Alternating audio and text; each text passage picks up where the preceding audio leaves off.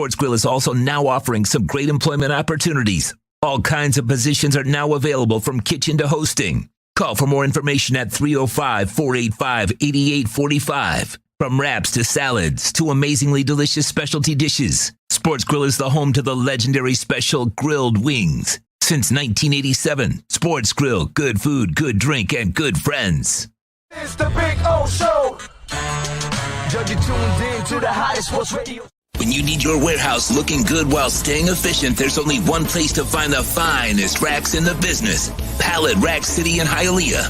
305-424-8547. That's 305-424-8547. Pallet Rack City is the company you need when you want your warehouse sporting the finest racks in the business. After all, who doesn't love a great rack?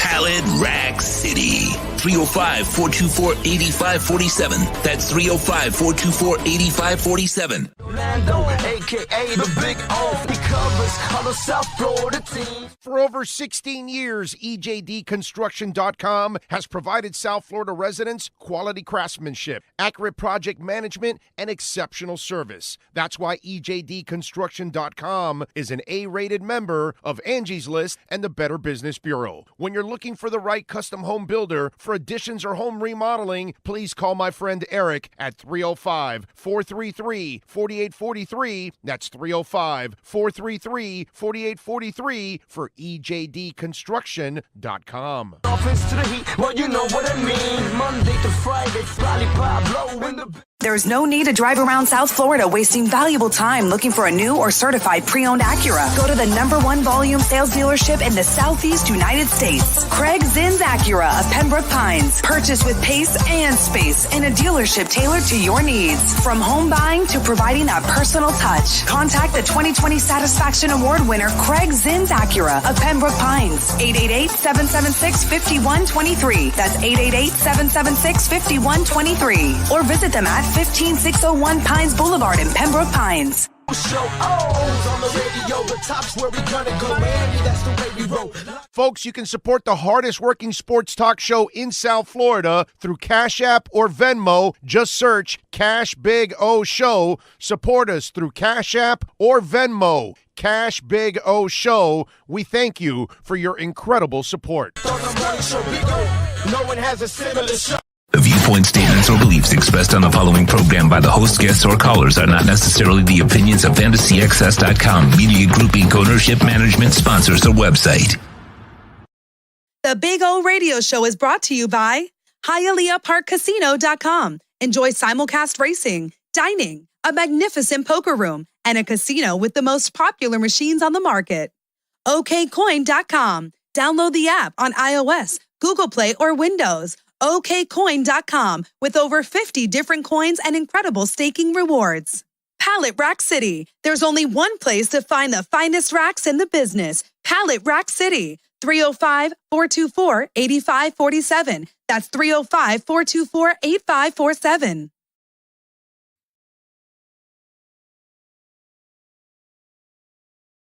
The Big O Radio Show originates from the OK Coin Studios. OK Coin is one of the largest fiat to crypto trading platforms in the world. Founded in 2013, OK Coin offers advanced features for crypto beginners and high-volume traders alike, enabling users in 184 countries worldwide. The Big O Radio Show is mastered by executive producer Sean Stanley from the OK Coin Studios. When it comes to South Florida sports teams, very few in the media have witnessed, lived, and covered it like the Big O. Let's start the program dedicated to your favorite South Florida teams with a passion that's unmatched. The Big O Radio Show is on. Here's the Big O.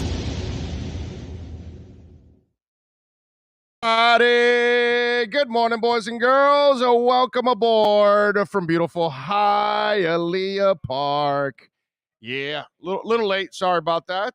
Had to do some things and got caught up a little bit, but we are here. We are ready to rock and roll. We thank you all out there, as always, for joining us. Do I need to kind of move this way? Is it this way? Is that perfect? But I did move it. Okay. Okay. All right. I figured. Yeah, I'm learning that it's opposite of what I think it is on the camera. Yeah, I'm still not doing that well. Yeah, you know what I mean? I'm kind of learning that okay, no, you got to move opposite of where the camera is, and then everything will work out. Anyway, welcome aboard, all of you out there. Thank you all for joining us. Got a bunch of things to talk about. Got a bunch of sports this weekend that we're gonna watch. I mean, it's gonna be a really really fun weekend overall. So looking forward to it. The market took a little dip last night. It's now bouncing back as I see that Bitcoin was down around 45, and now it's back up to almost 46. So it was hovering between 47 and 48. So you got to figure there'd be a couple people that invested at 38 and 40 and all that, and then they want to, but we're talking about the people that put in like 500,000, a million, a couple million, and when it goes up, you know, $5, $10, $8,000, that's a lot of money for them. So they end up making some good jingle and they're getting out. So that's kind of what it is. But I love how it's so positive. It's building that floor, which is really, really. I've told you guys this. You don't want a complete parabolic run. So we got all kinds of stuff to talk about today. Tim Hardaway apparently is going to make it to the Basketball Hall of Fame. Good for him. Panthers blanked the Blackhawks yesterday 4-0. The Heat, they get ready for Chicago on Saturday at the United Center. Inter Miami getting ready for the Houston Dynamo at Drive Pink Stadium. Man, there's a lot of things to talk about. Bucks and Nets last night. It's kind of one of those days where we're going to have a lot of things. And then, of course, we've got Ira joining us at 10:30, so he'll join us in about 13 minutes. Manny Navarro will stop by at 11. Omar Kelly will join us at 11:30. And Cameron Wolf will stop by at 12:30. So we've got a loaded show for you here, live from Hialeah Park, second floor poker room. Normally we're here on Thursdays, but we had to push it back a day.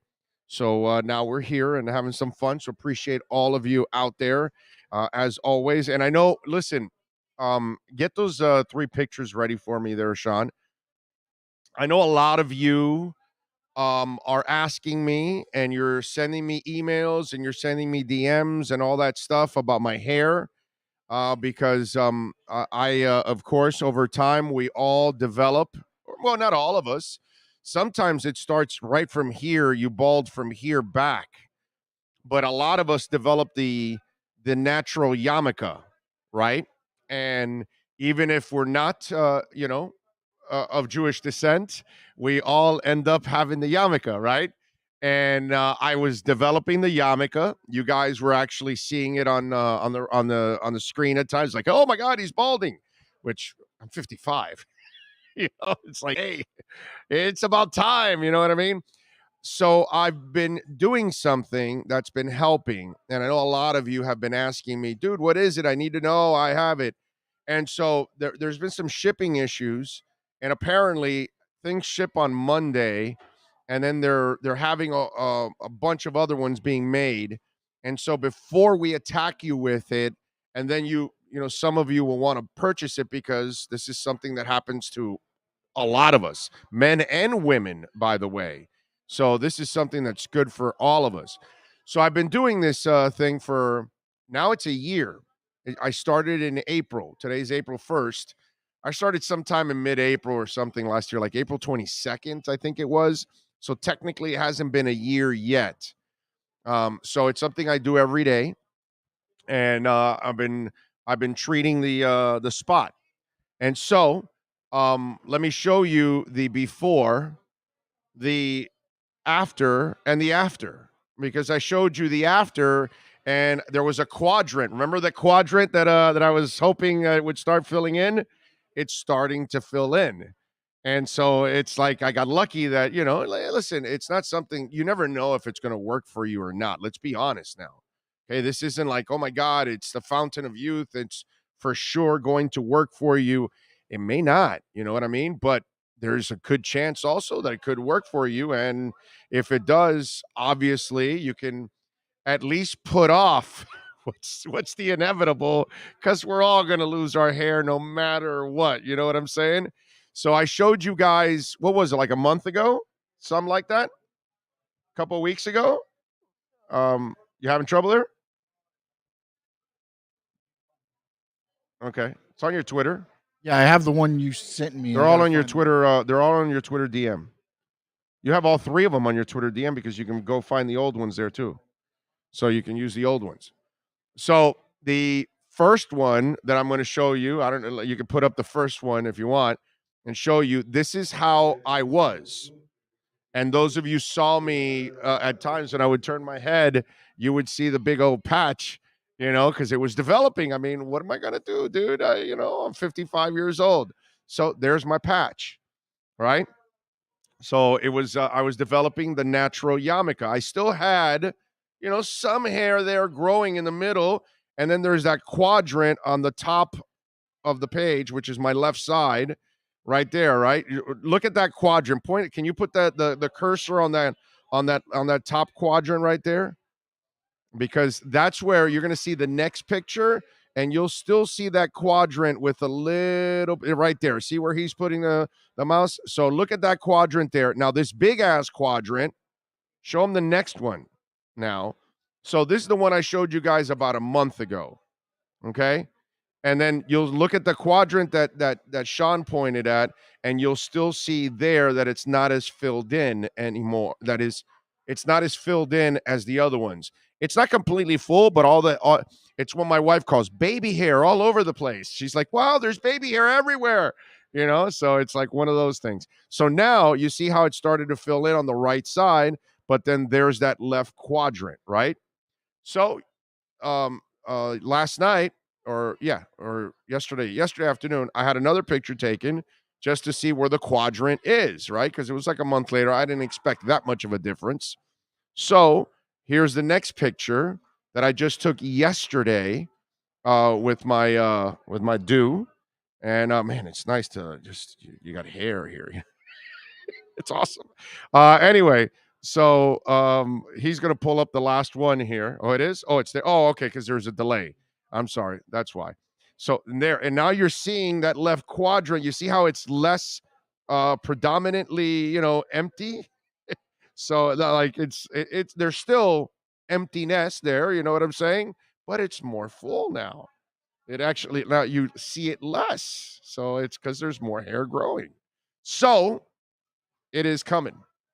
It is coming. We will. I'm waiting for, because I don't want to advertise something, and then they're reloading the product, and then you order it, and then you're bitching to me, like, oh, where is it? I ordered it, and it hasn't gotten here, and then they're having, So before we do any of the advertising, and because we met with them. By the way, the distributors here in South Florida.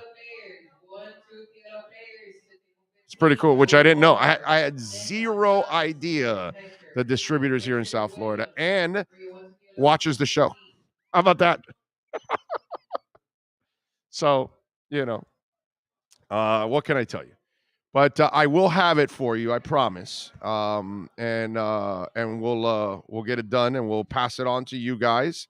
And those of you that are starting to lose your hair, maybe you can save some of it. I don't know. You know what I mean? Maybe you're not interested. Maybe you want to shave it off. I know eventually we're all going bald. I mean, eventually we'll all have to shave it off. But man, if I can put it off for just another year or two or three or four, I'm gonna do it. You know what I mean? I kind of like having a little bit of a do, man. You know what I'm saying? Brooklyn Rob, thank you. He says, thank you for the love on the super chat, my man. He says, good morning, Big O and Sean. Here is a taste of my profits from crypto. Keep up the great work. You guys are the best. Loving Sean's wrestling content. There you go. Thank you. And please support Sean during the wrestling show, man. You guys want, those of you that want wrestling, and by the way, also go smash the like button on Sean's show.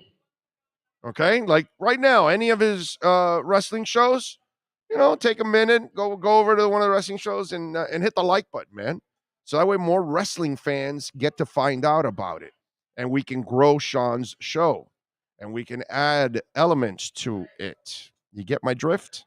So it's part of, man, it's visiting our sponsors, it's smashing the like button, it's sharing the link. All of these things are so important. If you want this platform to grow and give you more and more, and go cover events like they're not going to do anywhere in South Florida for South Florida teams, we want to do that. So it's really up to you. People like Brooklyn Rob and all that. So watching is a blessing, and thank you for watching and downloading. But if you can, please, smashing the like button takes zero effort. You know what I'm saying? So really appreciate it if those of you can do that. Big O sat in the garden in the UK enjoying a Perdermo 10th anniversary champagne cigar, enjoying the sunshine. Thanks for recommendations. What a cigar. Oh, yeah. The champagne is so good. I mean, there's a lot of great Perdomo cigars, but you are correct. That champagne one, enjoy it, my friend. That is sweet. I'm happy for you there that you are able to enjoy that one. That's a really good one, Ravens Rock. What else do we have here? Bob was great. Awesome saves. Deserves a shutout. Yeah, that was good. GP Trap, that was solid last night. Panthers blanked out the Blackhawks. Forsling with a goal and an assist. Barkov with 2 goals in the game. Reinhardt with 2 assists. And Bob was just absolutely fantastic. It was one of those sharp performances. And you know what? Let's give the head coach Burnett some love here on this. Brunette, I'm sorry, because he went and rested Bob for a while, and it got to the point where we're wondering, hey, wait a minute, is Knight the starter? And Bob, and he's like, no, we're just going to give Bob some time before the playoffs, and now we'll see how he handles it. But Bob came back sharp, man. That was good. That was really good yesterday. And you think about this. This is what I was thinking about GP Trap. And I know you're a big hockey guy. This is what I was thinking. Can you imagine if the light goes on for Bob and he plays like Columbus Bob from 3 years ago against Tampa Bay? If that Bob all of a sudden just comes in with that laser focus, the Panthers maybe lose 4 games in the entire run of the playoffs. That's how nasty they could be with that offense. You know what I'm saying? So, because I can't say that Bob has ever looked like the Bob that was at Columbus. But man, last night just made me think, if Bob can recapture that magic, that'd be pretty cool. Let's see. Johnny Rotten. Morning, Big O. Question: what's more of a priority, you think, with the 3rd pick, in the middle backer or center? I would probably go middle linebacker, running back. Center, it all depends, man. I have to now this next week here, I'll start calling around. I'll start doing my homework a little bit more because guys have most of their information now. Not just the regions they've covered, but they've been in meetings with all the other guys and been able to gather information from other places. So now's the time over the next couple of weeks where I can start working the phones and getting information and see if we can find a center that might be a little bit of a sleeper in the 3rd, 4th rounds. And then I'll tell you, you know what I mean? But middle linebacker and running back, that's very common in those areas. So that would be one that I would say, yeah, that might be a chance right there. You might be able to do that. Big O, what do you think about Bitcoin Cash and Ethereum Classic? Put some money in ETH Classic and it plummeted and still down as hell. Robert, never, ever, ever, ever, ever put anything into Ethereum Classic. Ethereum Classic is the first chain of Ethereum. And once it got hacked, they all left it behind. And I'm talking about Vitalik. I'm talking about what's it called? Damn it! Now I'm brain farting with my man from Cardano. This is when they were all together. Gavin Wood from Polkadot and all that. When they were all together creating Ethereum, because Gavin Wood left Ethereum to make Polkadot, right? And Charles Hotchkins left Ethereum to create Cardano. But they were all three together early on creating Ethereum, and that was Ethereum Classic. And this was the early days of it, and it got hacked. And they just like discarded that chain. and then somebody else picked it up and then revitalized it. But Ethereum Classic is not something you ever. I'm not a financial advisor. I'm going to tell you, Robert, what I would do. I would never, ever trade, invest in Ethereum Classic, and I have no interest in Bitcoin and Zcoin. What is it? Bitcoin Cash. Bitcoin Cash is not bad. That's not a bad coin, but I'm not investing in Bitcoin Cash. Okay, but Ethereum Classic, I would never invest in Ethereum Classic. So that's just my opinion, my brother.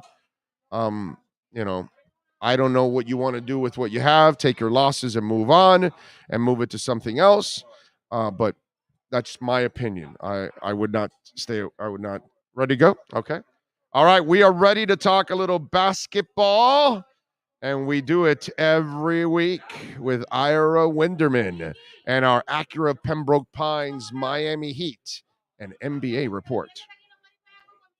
Heat fans, time for the best insight of your favorite team with insider Ira Winderman, exclusively on the Big O Radio Show.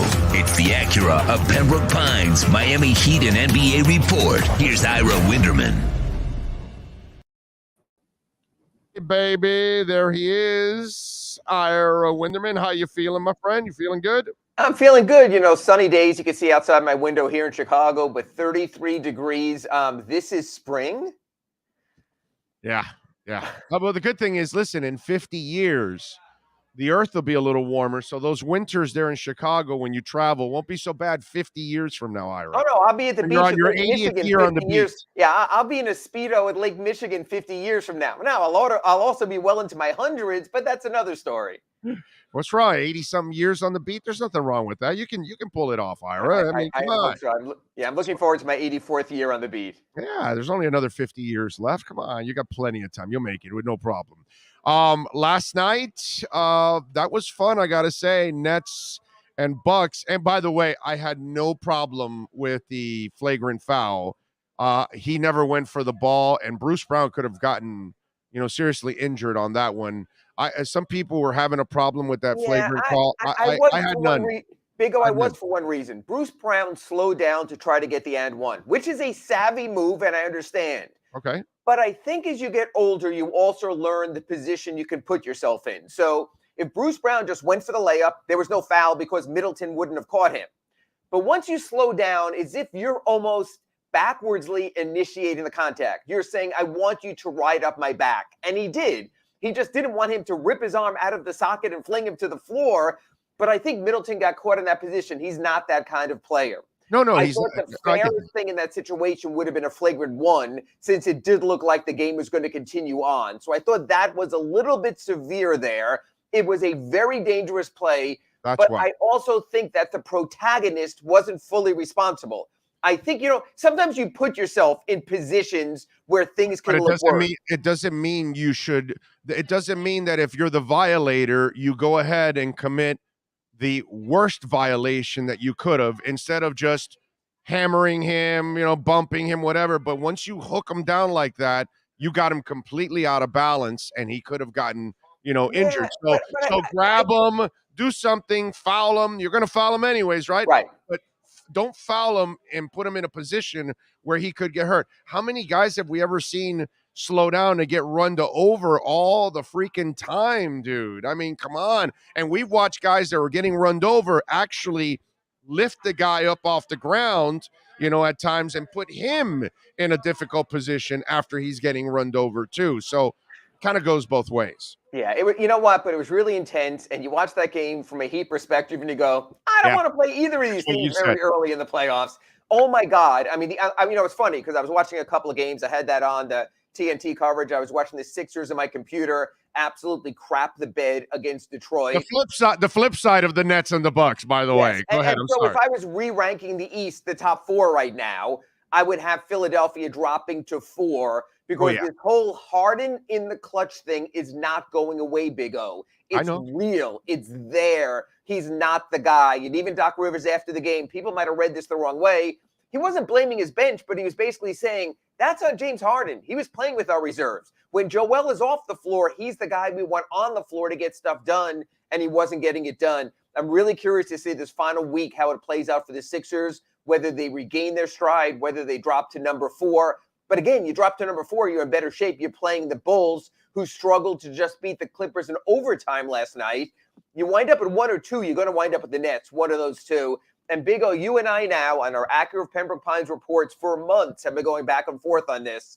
But that's not a matchup against the Nets you won in the first round. You're going to have to score hell of a lot of points. I don't know if he'd have hell of a lot of points in their vocabulary. No, I get what you're saying, but they also have a hell of a defense that they can play more than any other team. Pretty much. And they did against Boston. And they suffocated the life out of Tatum and Brown at moments of truth, and even Smart at moments of truth in Boston. So, you know what? The one thing I like mostly about what happened this week is how the East showed it's playing the best basketball. Because last night we watched another craptastic. Thank you, TNT, for showing the Lakers again. I was worried they wouldn't be on, that it wouldn't be the Knicks or the Lakers.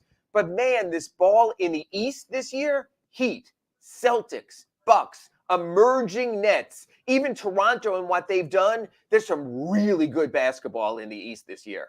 By the way, before I forget, it's not only the clutch thing with James Harden. If Philadelphia fails down the stretch, it'll be Doc Rivers also carrying that burden It's too. always Doc Rivers. He's you know, I think he's a good coach. I don't think he's in the pantheon of coaches like some have put them.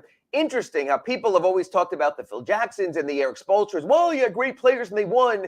Doc had that 1 year when it was brought together by Danny Ainge for him with Garnett and Pierce and Ray Allen close to their primes, and he rode that.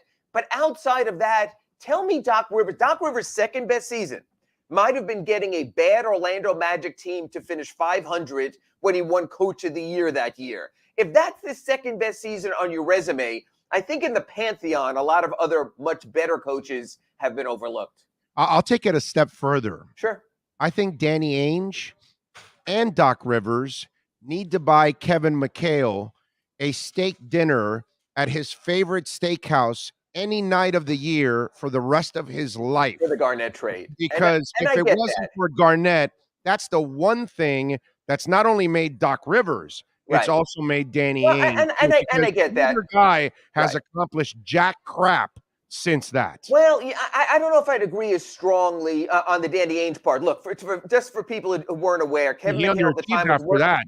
It's been underachieving since then. I mean, it never lived up to all the hype of all the picks and all the trades. It might have been from a coaching and results and a Brad Stevens overrated standpoint. Just for people who aren't as familiar, Kevin McHale was working with the Timberwolves. He was the one who acquiesced and took nothing from Boston in exchange for Garnett. But you know what? Danny Ainge did trade for Ray Allen. He did wind up getting him. He did get really good draft choices in Jaylen Brown and Jason Tatum, and even Marcus Smart and some of what they've done. They've had the talent. So I think if you're going to say we're going to do team ratings, I would rate the Boston front office as pretty strong. I think they've done a very decent job. Look at the way they hoodwinked the Sixers in the Markelle Fultz deal to get rid of him, get a better draft position, a better draft result than them. So I think Danny Ainge not nearly as culpable as some of the other things that went on in Boston. But Boston perennially has been the team that's been 1 year away. And it looks like they'll be 1 year away again this year. By the way, not only did somebody nail it with Strus, that should be starting, but I don't know, Ira, I think 2 years ago, somebody told you Robert Williams is the Celtics' best center. I don't know. Somebody was telling you that. I don't know. In one of our discussions. I don't know. And that, folks, is why you got to give up the terrestrial radio, because you've got to plug in your Ethernet cord and you're going to get the real truth there. Look, you know what, Big O, I always take the long view. I know you come on, you're on 7 days a week. Matter of fact, even when the show's over, you're driving your family crazy with your sports talk. But it's been 2 games with Max Strus, and it's been 2 good games with Max Strus, and he's done a lot of good things, and Duncan had been struggling. I get all that. But again, just like you and I were talking about Doc Rivers and Danny Ainge, the playoffs will tell us this. And if Max Strus is a playoff player, God bless him. And if Max Strus isn't a playoff player, then you can't overstate the change also. But you have to say he looks more like a Heat player. That block at the end of the game, that's not what you ever get from Duncan. You're not going to get 2 blocks and 3 steals. Absolutely. And yet I'm going to throw something back in your face. By the way, one more thing. Sure. I've been saying this all week. Duncan is better suited because now since he's a crappy defender, he now gets to face second Second teamers. team offensive And players. second I teamers get are that covering also. him. So me ask- maybe him and Tyler can actually be a dynamic offensive duo off the bench and become one hell of a spark where Strus sets the table Heat style, offensively and defensively. But let me ask you this, Notre Dame Zagari. If Caleb Martin was available in Boston or is available tomorrow here in Chicago, Sunday in Toronto, I love him. Don't you think he would have been the player on the floor instead of Max Strus? I have no problem with that. I have zero issue with that. At least I can live with Caleb. You know that because he's an all-around player. He's a Heat player. He's an offensive and a defensive-minded player. So if you want to put him out there, I totally understand it because it gives you another ball handler, another creator on top of all of that, besides being a three-point shooter, a defender, and a scorer, just like Strus is. So I'm with you there. I can live with that logic. I can't live with the logic of Duncan Robinson, and we're waiting, a Ryan Tannehill like in an NBA season to make the changes. 7 years or 70-something games. Enough already, bro. Let's move on. Duncan had so far so good, but you know what? There have been 2 games and just one real test against Boston. Tomorrow here in Chicago, Bulls, real test. Sunday, second night of back-to-back in Toronto, real test. And honestly, even next week, Big O, Charlotte is desperate for victory to avoid having to play the double play-in. That'll be a test at FTX Arena on Tuesday. Atlanta, the exact same situation. Trae Young has been fantastic in the last 2 weeks. That's Friday at FTX Arena. So you know what? For all the people who don't get it, who go, oh, NBA regular season, who cares? Wait for the playoffs. I'll agree that NBA regular season in mid-December, early January, yep, you can skip it. You can take the wife to the movies. Every remaining Heat game, including a week from Sunday in Orlando because of seeding, the Heat now have 5 meaningful games to the finish line, especially just with a half-game lead on the Milwaukee Bucks in the Eastern Conference. Follow him on Twitter, by the way, at Ira Heatbeat, and catch his work there at the South Florida Sun Sentinel. How are we doing on injuries tonight? Well, it's tomorrow night in Chicago. It almost was in Boston tonight when all 15 players on the Heat standard roster were healthy until Caleb Martin, Eric Spoelstra said at the last minute because of the calf bruise, want to play it safe with him. So there's a chance that tomorrow's game here in Chicago, maybe Sunday's game in Toronto, you might have a completely healthy Heat roster, which for Heat Nation and Heat fan and Heat broadcaster is all well and good, but it just compounds the issues for Eric Spoelstra. And I kind of like what he did. I thought it was cold, might have even been cruel.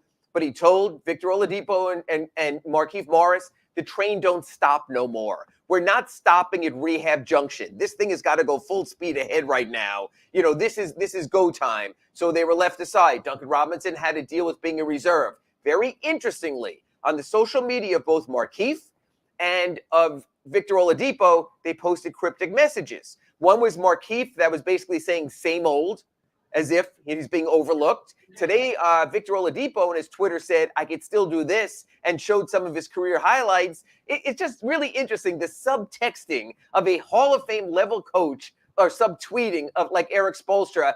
They could be all smiles at practice. They could say all the right thing. As you know, players want to play. So this is not easy for Eric Spoelstra, but he's doing right by the players who matter the most. Bam Adebayo, Tyler Hero, Jimmy Butler, Kyle Lowry, everyone else is a supporting piece and no more.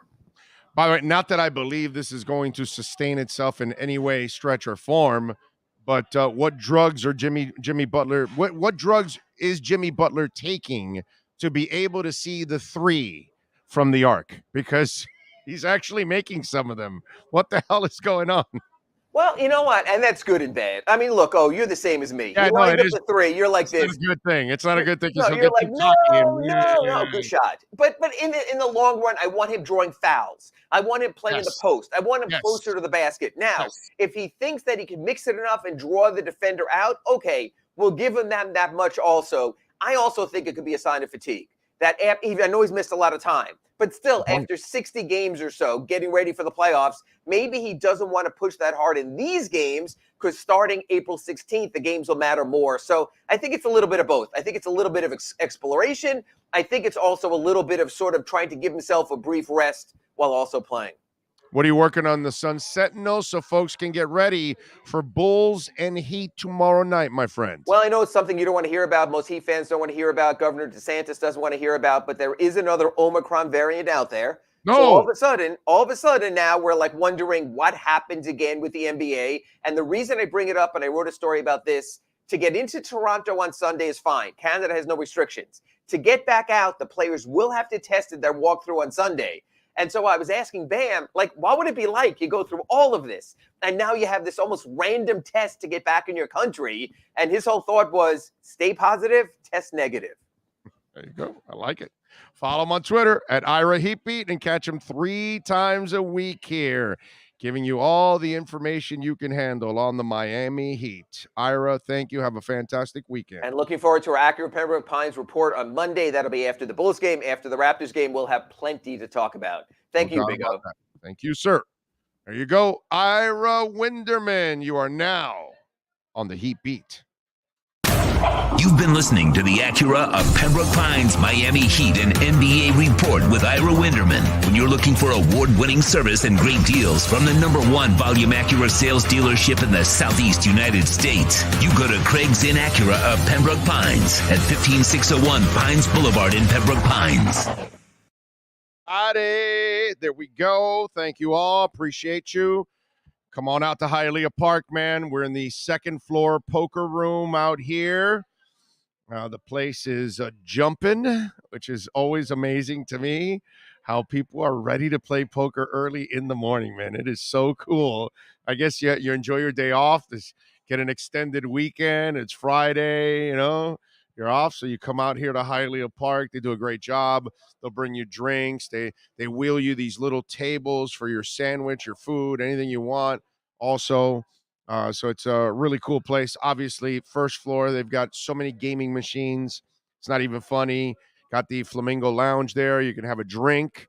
Also, plenty of places to eat. Okay. By the way, the chicken sandwich is absolutely awesome. I have the chicken sandwich all the freaking time. What are your go-to meals here? Since I get here early in the morning, usually I do the omelet, ham, egg, and cheese omelet, and then also I do calamari. Look at that. I go with the appetizers. There you go. Yeah, but that calamari is almost like a. No, it's a full meal. It can be a full meal. Yeah, dude, it's like an entree. So it's crazy. So there you go. Hialeah Park, great food. So if you're in the area, come on out, have lunch. Bring your special someone for a little dinner. Enjoy some of the gaming action, man. Let them sit there and play. They have all the modern machines. And by the way, their payouts are #1 in the state. They have the loosest slots in the state. That is regulated. That is a fact. It's on the state website, and it doesn't. You can't hide the fact. So if some of you. I personally am not one of the gaming. I would rather play blackjack. I would rather play, what's it called, poker, whatever, you name it. I know we don't have craps here, but, I'm usually a table guy. I don't play the machines, but the machines are incredibly popular. And they've got the smoking machines. Because remember, it's a non-smoking casino. So they have slots outside. They're called the smoking slots. And they have ventilation and a lot of air flowing through, so you can actually enjoy your cigarettes outside, and you can play the game still too. So there you go. Just in case, if you're interested, come on out to Hialeah Park. And May 7th, we've got the boxing matches. All right. You know what we could do? I'm not gonna pick the winners like today. I'll start picking them next week, but you could start sending in at Big O Radio Show at yahoo.com. Send in, your chance that you want to win tickets. Remember, make sure you can go on that Saturday night, May 7th. Okay? If you can't go, the wife's not going to let you. You got the ball and chain. You got a commitment. You got work, whatever. Don't take the tickets away from somebody that actually could go.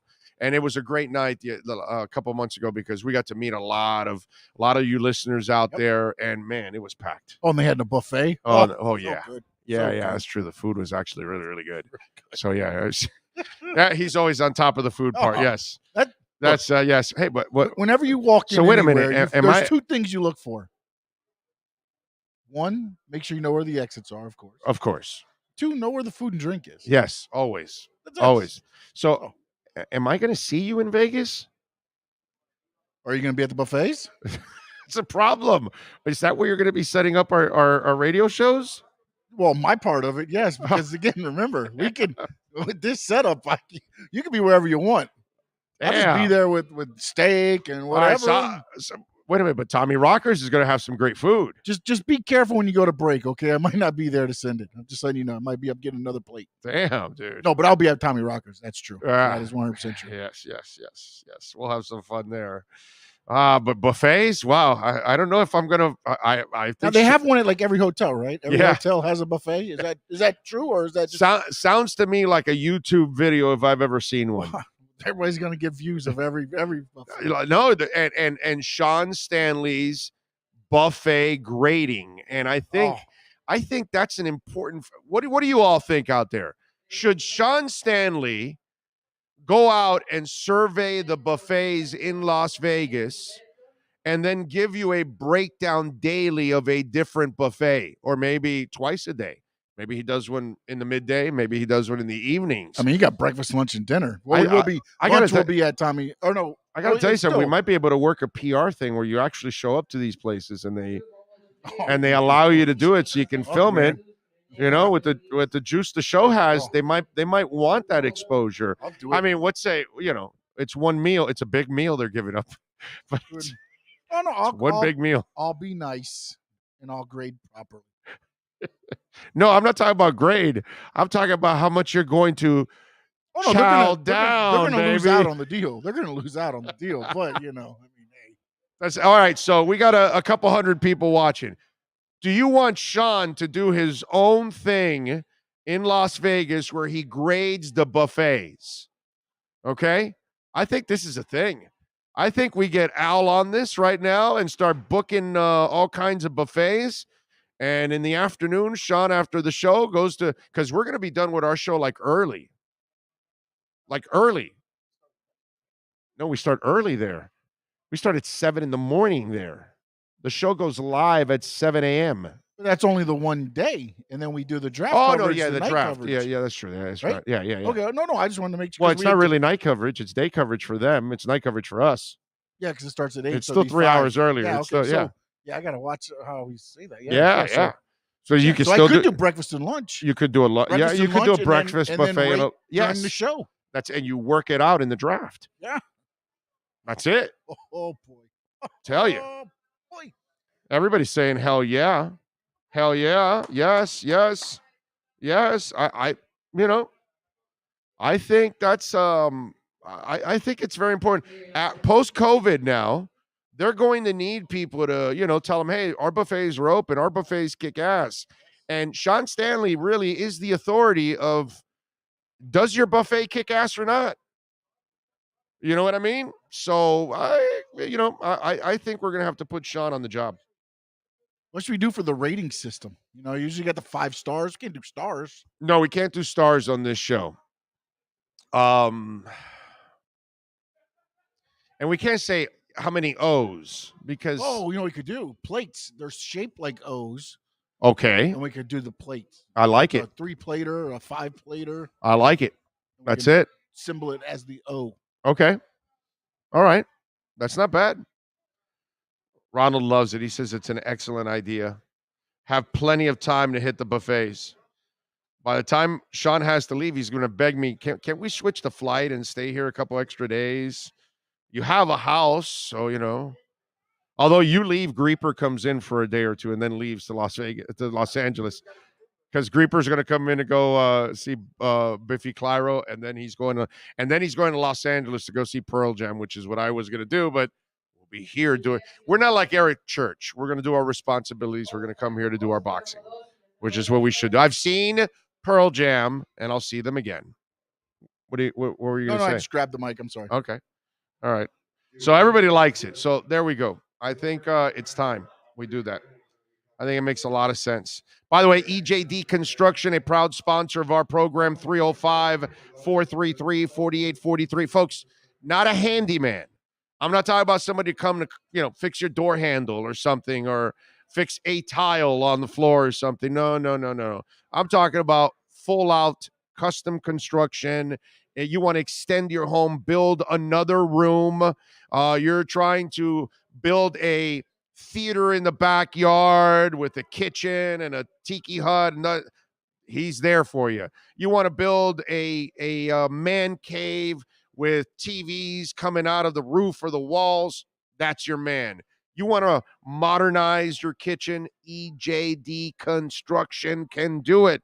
They've done a lot of these things for a lot of our listeners. They can do the same thing for you. They've been a proud sponsor of our show now for the last couple of years, by the way, in different places. But listeners have loved their work with Eric. He is a pro's pro. He passes on the savings to you folks. Shell construction in-house. That's how they keep their costs down. They got a AAA plus rating from the Better Business Bureau. They're fully insured, $2 million liability, $1 million workers' comp. This is not a company that the dude stops by at Home Depot to pick up 2 or 3 dudes before he goes to your house. No, these are all trained professionals, and they know exactly what they're doing. Licensed professionals, okay? Not unlicensed work like we have a lot going on in South Florida. So don't get burned. Do it the right way. Do it with the right people. Do it professionally. Call ejdconstruction.com, 305-433-4843 for ejdconstruction.com. Yes, sir. What are you going to say? I think the greater good nailed it. He said Joe Shad ruined the star system for this show. Yeah, he did. Yes, he did. Yep. Big O, how is your house getting repaired? Well, it's not getting repaired yet because we're waiting for Progressive. Progressive, they're like, well, there's more than a car here. There's a house involved. So we need a different kind of adjuster. And so they're trying to find the adjuster to send to the house. But we've already got our estimate, and we're ready to go with EJD Construction, dude. Who else do you think is going to do it? Eric is ready to go. He's already done the estimate and everything. He was there at my house a couple days ago. But we're waiting for Progressive to actually freaking get somebody down there to our house to actually, finish the job off so we can start working on replacing our wall and I can get my backyard back so it doesn't look stupid that we're walking our dogs on a leash in our backyard.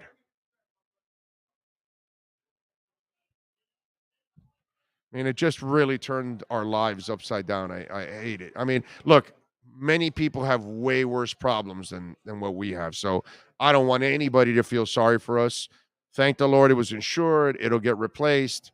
You know what I mean? But we just went through 6 months of doing the same thing with the dogs. And it's 5 dogs. It's like, the glass door busted. And, dude, it took 6 months to get that replaced. So that's the only reason why this is compounded it, because we've had our new glass sliding door for maybe 2 months.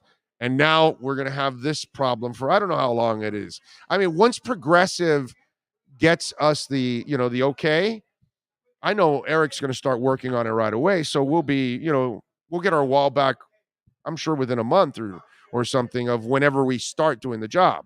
But dude, oh no, not Progressive? Really? They're bad? We've had good experiences with Progressive over the years. I'm sorry. I don't know. Maybe listen, anybody can have bad experience with anything, but go ahead. Do you have Progressive? Or are you talking about you've had experiences? No, we have Geico. Okay. We have Geico, but I remember my daughter having an accident and there was Progressive involved and they were quick. Yeah. I was impressed. Auto. Okay. Oh, okay. All right. Okay. All right. You know what? You guys may have a point here. I don't know about that. I'm now finding out about this. It's not a thing that a lot of, again, a lot of those insurance companies, they cover that, but they're not set up to send somebody out to check a house or anything. It's like that bump. We are farmers. Armors? Farmers. That's it. It's that commercial. It threw me off with a bump. Yeah, whatever. I don't know how, the beat or whatever of that, but you know what I'm talking about. Yeah. That commercial's full of those kind of weird accidents, and that's what I was a part of.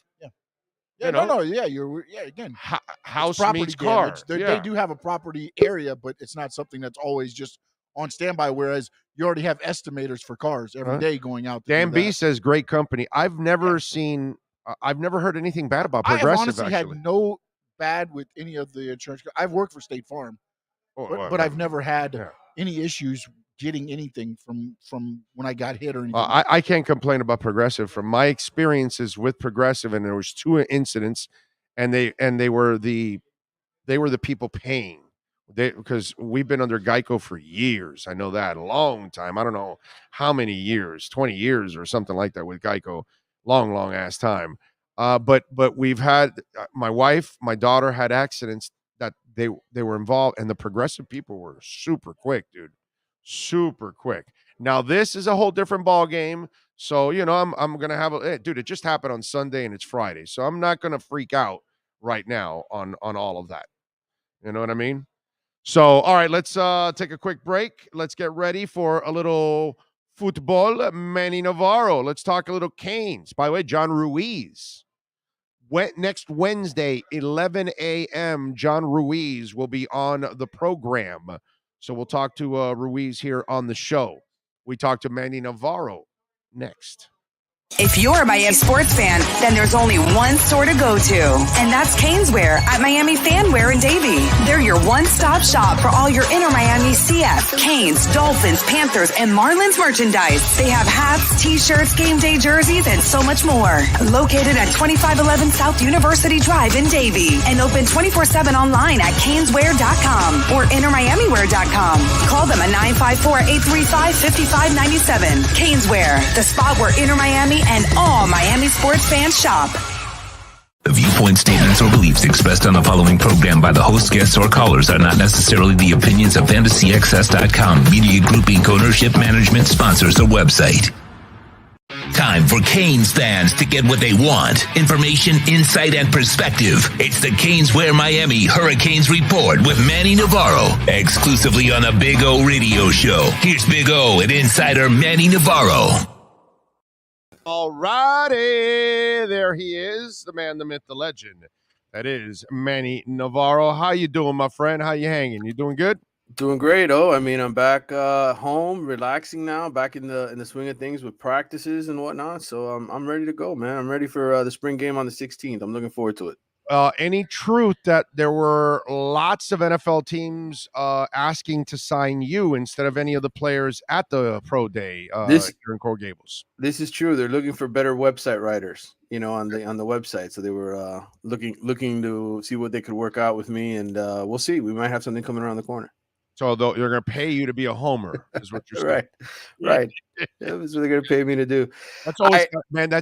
I don't think people realize that's a tough job for a journalist, because all of a sudden you no longer can be objective, and you have to kind of walk a line that everybody knows that you have to walk it. And then when there's the obvious going on, you can't address it. And it's really tough for those, hometown writers that work for the team.com website, man. That's not an easy thing, dude.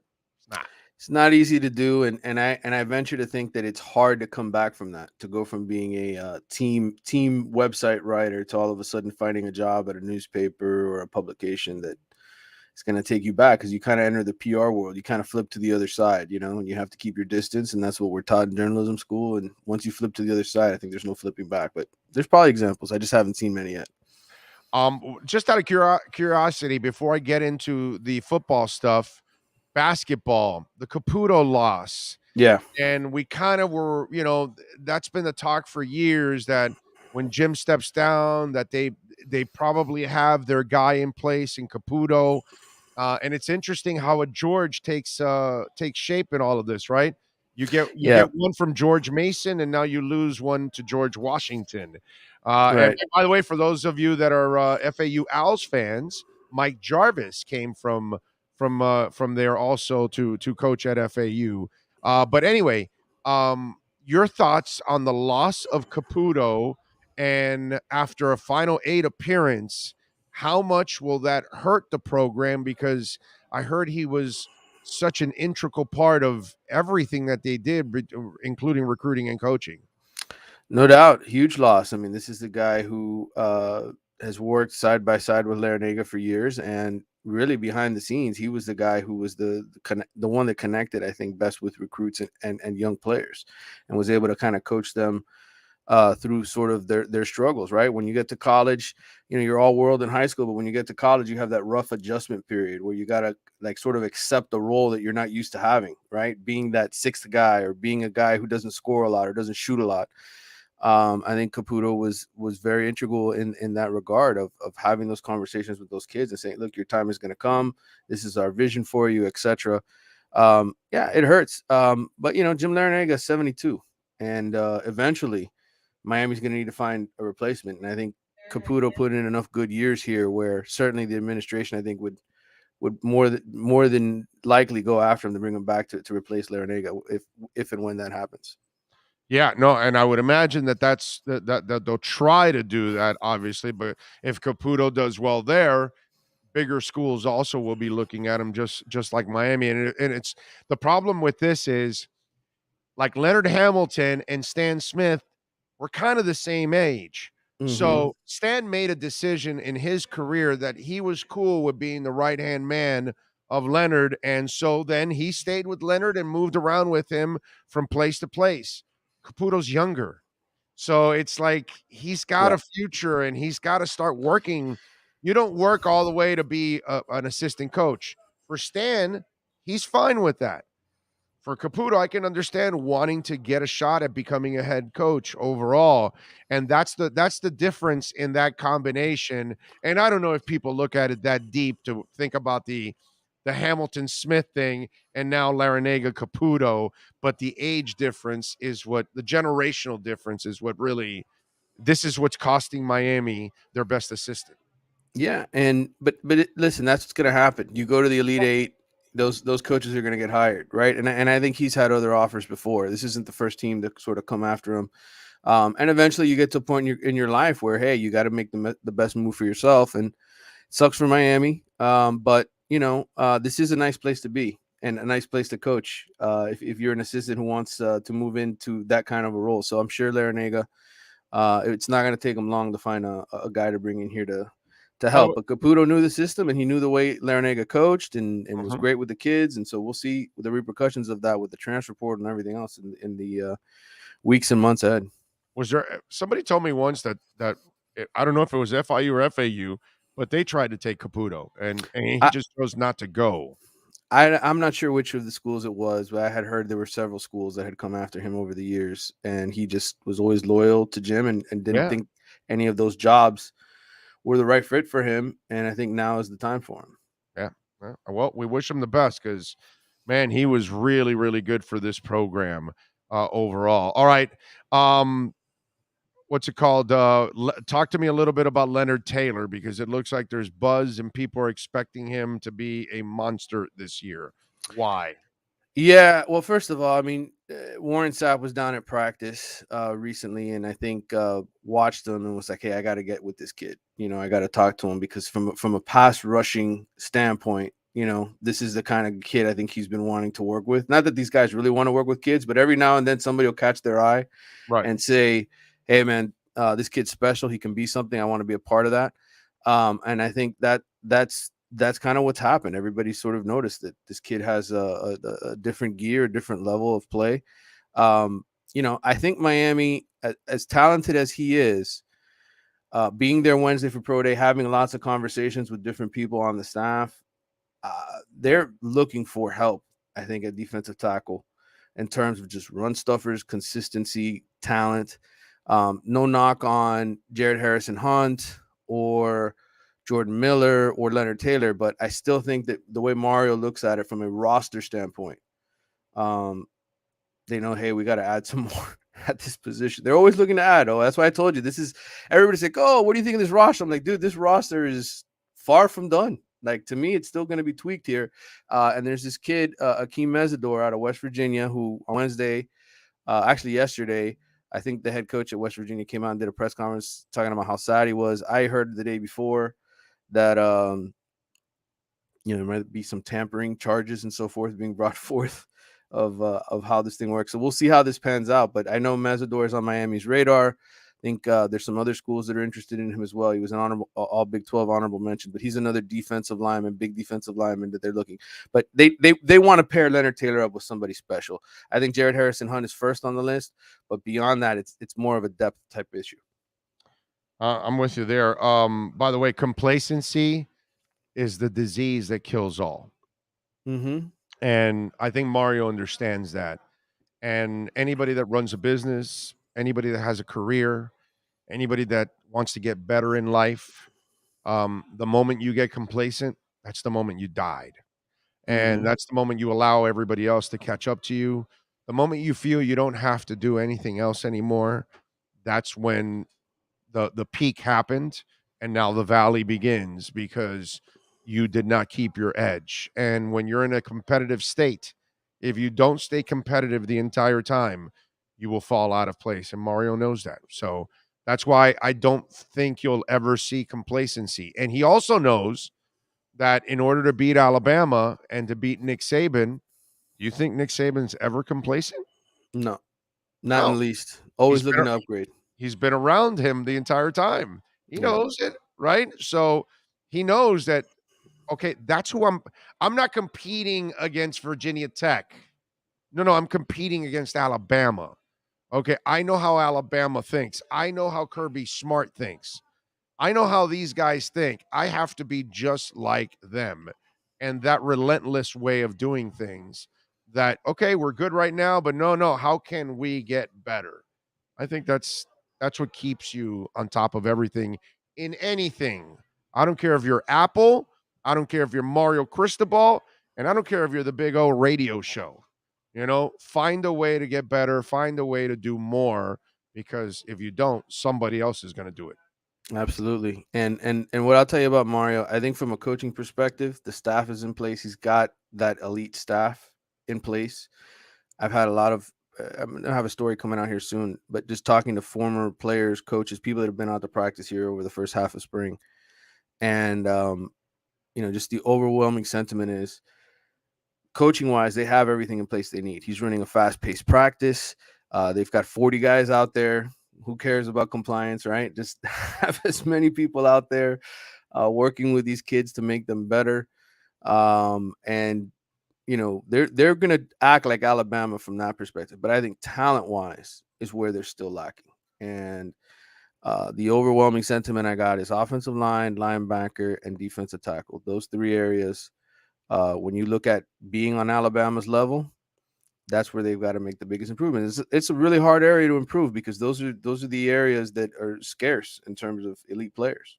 Where are they right now? At least, how do they feel with the progress of what they're doing with the offensive line? Because their reports are, well, they're looking good. It's like there's no games being played, so I don't really know that anybody's looking good until they're actually really hitting against people that don't like you on the other side of the ball, and then we'll find out for 4 quarters how good you are. But what are you hearing about the offensive line? Because like the Dolphins, we're expecting drastic changes from the Canes and the Dolphins at that position specifically, because both made the kind of changes that you're supposed to get a change happening there. Well, here's what I would say about that. I think there are 5-6 players deep at that position where you say, okay, is it good enough to win an ACC championship? I think talent-wise, there are probably 5 or 6 good players on the offensive line that you can say the way that they're being coached up by Mirabal, the way Cristobal is involved in those conversations and the coaching. Everybody, they've got 4 offensive line coaches essentially with Cristobal and the analysts that are out there. So those guys are getting worked. They're being taught well, but they got to go out there on Saturday and push people around. And, Mario being honest with me when we talked about it, he's like, we didn't move anybody's asses. Like there was no ass movement with the line of scrimmage. And Jeff, Gaddis wants to run the football. He wants a power running game. He wants to line up with 2 backs. He's going to throw a tight end back there every once in a while to scare teams. And unfortunately, because of injuries, you don't have Jalen Rivers. He's arguably your best offensive lineman in terms of that, run blocking and so forth. you don't have the other kid who was hurt last year. I'm forgetting his name now, Campbell. He's still not back yet. You got a bunch of young, talented freshman guys going into second year that shouldn't be playing. And then you have the guys that are back. And Zion Nelson is a great pass blocking left tackle. He's got great feet. He does his job as a left tackle, but moving piles, run blocking, he's not icky. No way, shape, or form. Okay. I think that's an area that, again, if they can upgrade that position somehow through the transfer portal, get more guys in here that are going to move bodies and be physical, he's going to do that. And I think, a lot of the coaches that I spoke to who watched them practice these last few weeks, been to other high school coaches. I'm talking about high school coaches have been to Georgia, have been to Alabama, that have been to other places because they're taking kids here and there, and then they go out to Miami. It's still the most noticeable area. It's up front, offensive line, defensive line. You want to be a championship team, you got to have championship caliber players at those spots, and I think that's still what's lacking. Okay, all right. Is there anything on the transfer portal being talked about on the O-line? I don't have any names per se. I think there may be somebody else from Oregon who could be on the way over here at some point. That's kind of the pipeline, obviously, because those guys played for Mariner Ball, and I would think if they decided to pull out, that could be somebody else that comes in. But no names officially yet. Nice to see the Canes are going back to Lockhart. It's called Drive Pink Stadium, but at least they're continuing the tradition of scrimmaging in Lockhart. So folks will be able to see them in a couple of weeks. Yeah, I think it's important to get the community involved. Let them come out and watch practice, right? You want the stadium filled on game day.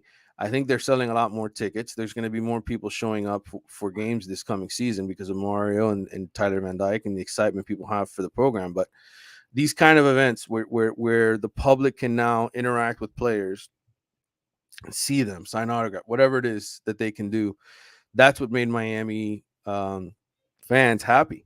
And COVID kind of took a lot of that stuff away. Hopefully, this spring game, there'll be a couple of those kind of events with COVID kind of dying down a little bit here where people can maybe get closer to players again, because I know that was something that they wanted. And, new coach, a lot of excitement. You want to drive ticket sales up. I think you do these kind of things. All right. What are you working on The Athletic, my friend? So folks can check you out, baby, because they should subscribe to The Athletic and support you and all the Canes coverage and all the 60,000 stories you write every single day. Well, I have the rundown of what happened at Pro Day. So I know we kind of teased it a little bit here in the opening when we were talking, but I heard, for instance, that there may only be one Hurricane drafted, Bubba Bolden. I heard that from a couple different scouts, and I know Charleston Rambo wanted to run a better 40 than he did. He's still not sub 4.4 or sub 4.5, which for a guy like him who's 6'1", 170, 180 pounds, when there's guys running faster than you and you're a fringe number 6 or number 7 receiver, don't play special teams, you need that 40 time. So we'll see how that works out for him. I hope Charleston's a good player in my mind. I hope he can find a spot in the NFL roster when he gets drafted, but we'll see. But right now it looks like Bubba Bolden, potentially as high as a day 2 guy if a team really likes him. His 40 time was good enough. I think he ran a 4.47 in Indy, and did some good things with the bench pressure and people, physically he's back from that. So I have a story on that, and then I'm going to have sort of a Canes Confidential, like I said, where I speak to a lot of people who've been out at practice to get their opinions and thoughts on certain subjects. That'll be coming out soon. And then we have a whole new blitz coming out next week on all the college football programs that are trying to rebound from bad times. And I'm writing about USF. I spent yesterday talking to their athletic director, their football coach, Jeff Scott, a couple of their players, and that'll be an interesting series for people who want to read about the USFs, the Nebraskas, those kind of teams that were once good in college football and have fallen off. Tennessee's in that mix too? I think we have a Tennessee article as well. Yeah, there's about 12 or 14 teams in there that we have. I think Virginia Tech's another one. Teams that at one point or another kind of rose to some heights in college football where they were competitive. USF, of course, number 2 in the country back in 2007 under Levitt, and they were ranked in the top 25 2 years in a row when they had Quentin Flowers a couple years ago. So, and now they're just, I think, 1 or 2 win team the last couple of years. So, listen, man, when I was younger, And Tennessee was actually, I'm a UM fan, but I'm a college football fan. So I always said I want to go to an Iron Bowl. Mm-hmm. I want to go to Texas A&M and check out the 12th Man. The Horseshoe. The Big House. Those kind of places. Tennessee was one of those places, man. When Rocky it was Top. packed and it's Rocky Top and it's Reggie Cobb running your ass over and rest in peace, Reggie. I knew Reggie, and we just lost him a couple of years ago. He was a scout for the Niners for several years. Good dude. But those days of Chris Carter it is Chris Carter, right? Is it Chris, or what Carter was it? No, it was Pickens. Chris. Pickens, Yes. Carl Pickens. Yes. Those kind of days of Tennessee when they were really good and they were entertaining. You're like, damn, dude, I want to go one night to a game in Rocky Top, yeah. Go check it out and experience it. That kind of stuff. Now it's like, I could think of a couple of other places before I go to Tennessee. Why? Because the program's been dog crap for so long now. It's not as sexy anymore to go to that element right now because they're losers. They're not even winners anymore. You know what I mean? And we talked about this. The day they fired Philip Fulmer, they were done. They never recovered from that again. And let me tell you, Central Florida had their little moment in the sun, and they've kind of taken a couple steps back, and they're trying to recapture that. And they have to be careful too on that too, if they able to recapture that kind of magic, because look at USF, man. USF had it going, dude. And they did. Damn, their players were going into the league and they were going in as high picks, dude. Jason Pierre-Paul, right? The other defensive lineman that went in the first round too. They had a couple. I have my list here. Yeah, they had a couple guys, man. That was like, you're like, holy crap. Okay, now they're recruiting big time players, and it's just falling off the wayside. It's not easy, man. I always say this. This is the thing that happened to Dennis Erickson, and this is what happened to Larry Coker. And this has been my theory always for college coaches. You've got to be able to coach, obviously, and develop. You've got to be able to be a recruiter. But then you've also got to be able, and this is the magic one, you got to be the right custodian of the program, because you've got to be able to maintain. And the custodian maintains the level of play, the level of recruiting, all of those things. Coker and Erickson, they could coach, dude. They could develop players. Yep. Both guys. Coker got loaded rosters, won. Should have won a second title if he wasn't ripped off with a call. Dennis Erickson won 2 titles in his first 3 years with Jimmy's guys. But once their players took over the program, it went downhill. Yep. Why?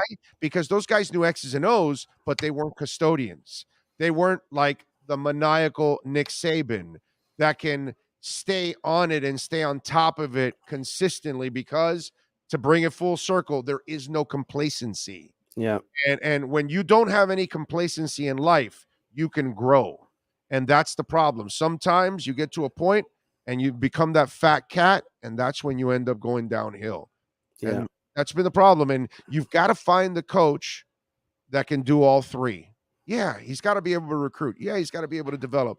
But my brother, he better be a custodian. He be able to maintain all the way through, because there's something special about being Don Shula for 30 years and Belichick for so long, and all the great ones, Popovich, you name it, it doesn't matter.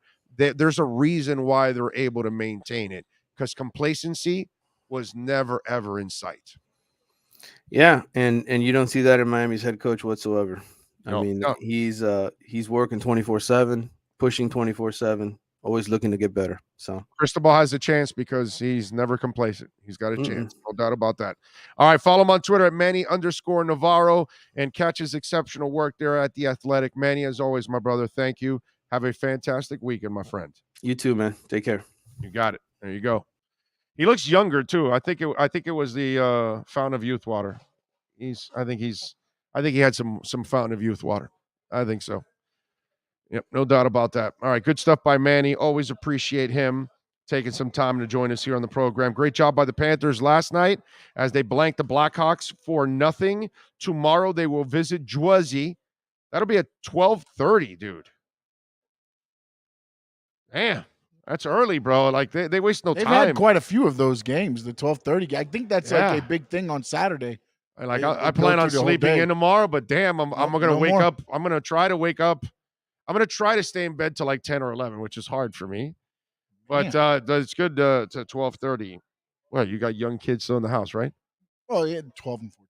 Yeah, right. Yeah, no kids in the house anymore. Yeah, but bro. I just can't see you like. No, I know. But I said happening. try. It's not going to happen. I know. I said try. Happen. I might do that might be the surest bet of the weekend. Yeah, I might. Yeah, I might try to do a show tomorrow morning. Actually,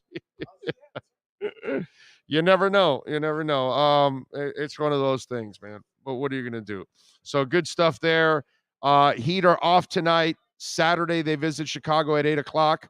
So that's the good thing, right? That we get the Panthers game on Saturday at 12:30 and the Heat game at 8:00. But Inter Miami also plays at 8:00 at Drive Pink Stadium as they host the Houston Dynamo. Boy, aren't you missing all those exciting games, Sean? No, not at all. Those riveting, thrilling, scoring games that Inter's having. Oh God, I'll have that on the side. Damn, that's getting delegated down to phone duty. Yeah, that one. Yeah. Unfortunately, yeah, you got to watch the Heat and the Bulls. Come on, give me a break, dude. I love my Inter, but they're terrible, bro. They're a terrible, terrible team. Jose Lucas, thank you, sir, for the love in the super chat. He says World Cup draw in 5 minutes. USA. I am excited about this. Not that they have a chance at winning the World Cup or anything like that. So let me slow everybody down there by me saying I'm excited about the USA. You said they're winning. Yeah, exactly. But they're young. And I love this young bunch that they have for USA. And they've got more talent than I've seen since the 90s. Okay? I have more hope for this team to have some success. And I got to go back to Marcelo Balboa and company in the 90s. Okay? That's where I'm at. I've been in this malaise of U.S. men's national team for over a decade now, 15 years plus. Since all those guys left, Wijnaldum and Kobe Jones and all those, that was our best U.S. team ever. Offensively, defensively, chemistry, mental toughness, everything. Okay? And I'm not telling you they were great or anything, but it's the best we've had so far. These young guys have a chance to be better. These guys here have the kind of skill set that I have not seen from a U.S. men's national team in a long time. Okay? They are playing the beautiful game in a more beautiful fashion. Okay? Something that our ladies have been doing for years. Our ladies are a pleasure to watch. Our men are a disaster to watch. But these young cats, I like them, man. I like them. I'm seeing stronger midfield play than I've seen in over 15 years, much more creative. I'm seeing more speed on the pitch. The aggressiveness is there. The cockiness is there. I like these young cats. Why? Because they've been stuck in all these European leagues. So they've been playing with the big boys.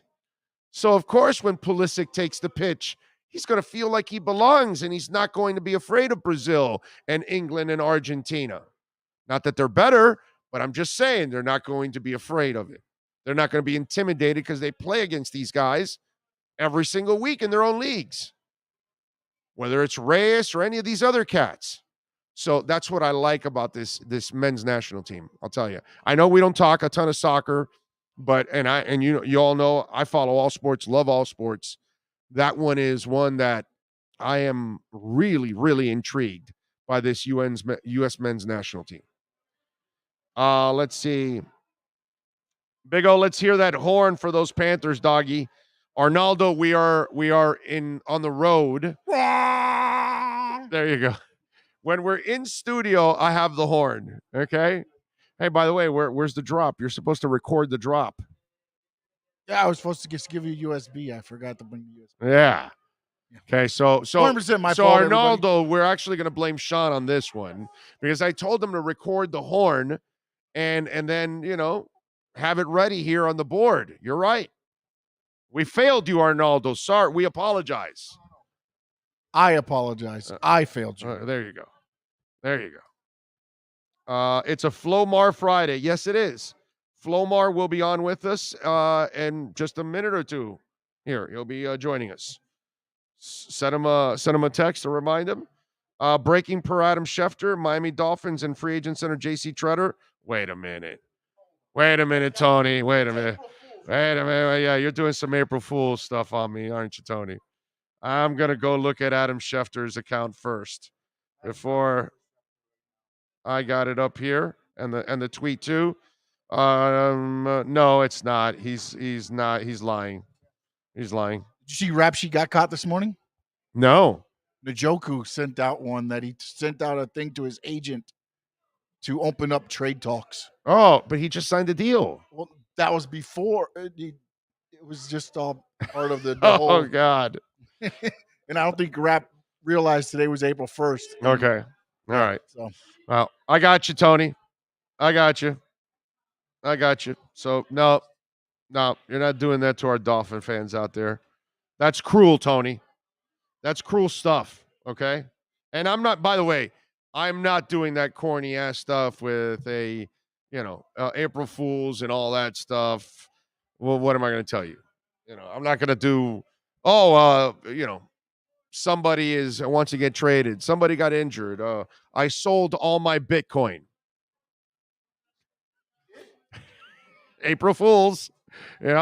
I've seen that already. Like I've sold all my Bitcoin, sucker. Of course, bro. What are you, an idiot? By the way, where is it bounced back from its mini little dip? Because it was already bouncing back this morning from the mini. I hope you guys took advantage of the mini dip.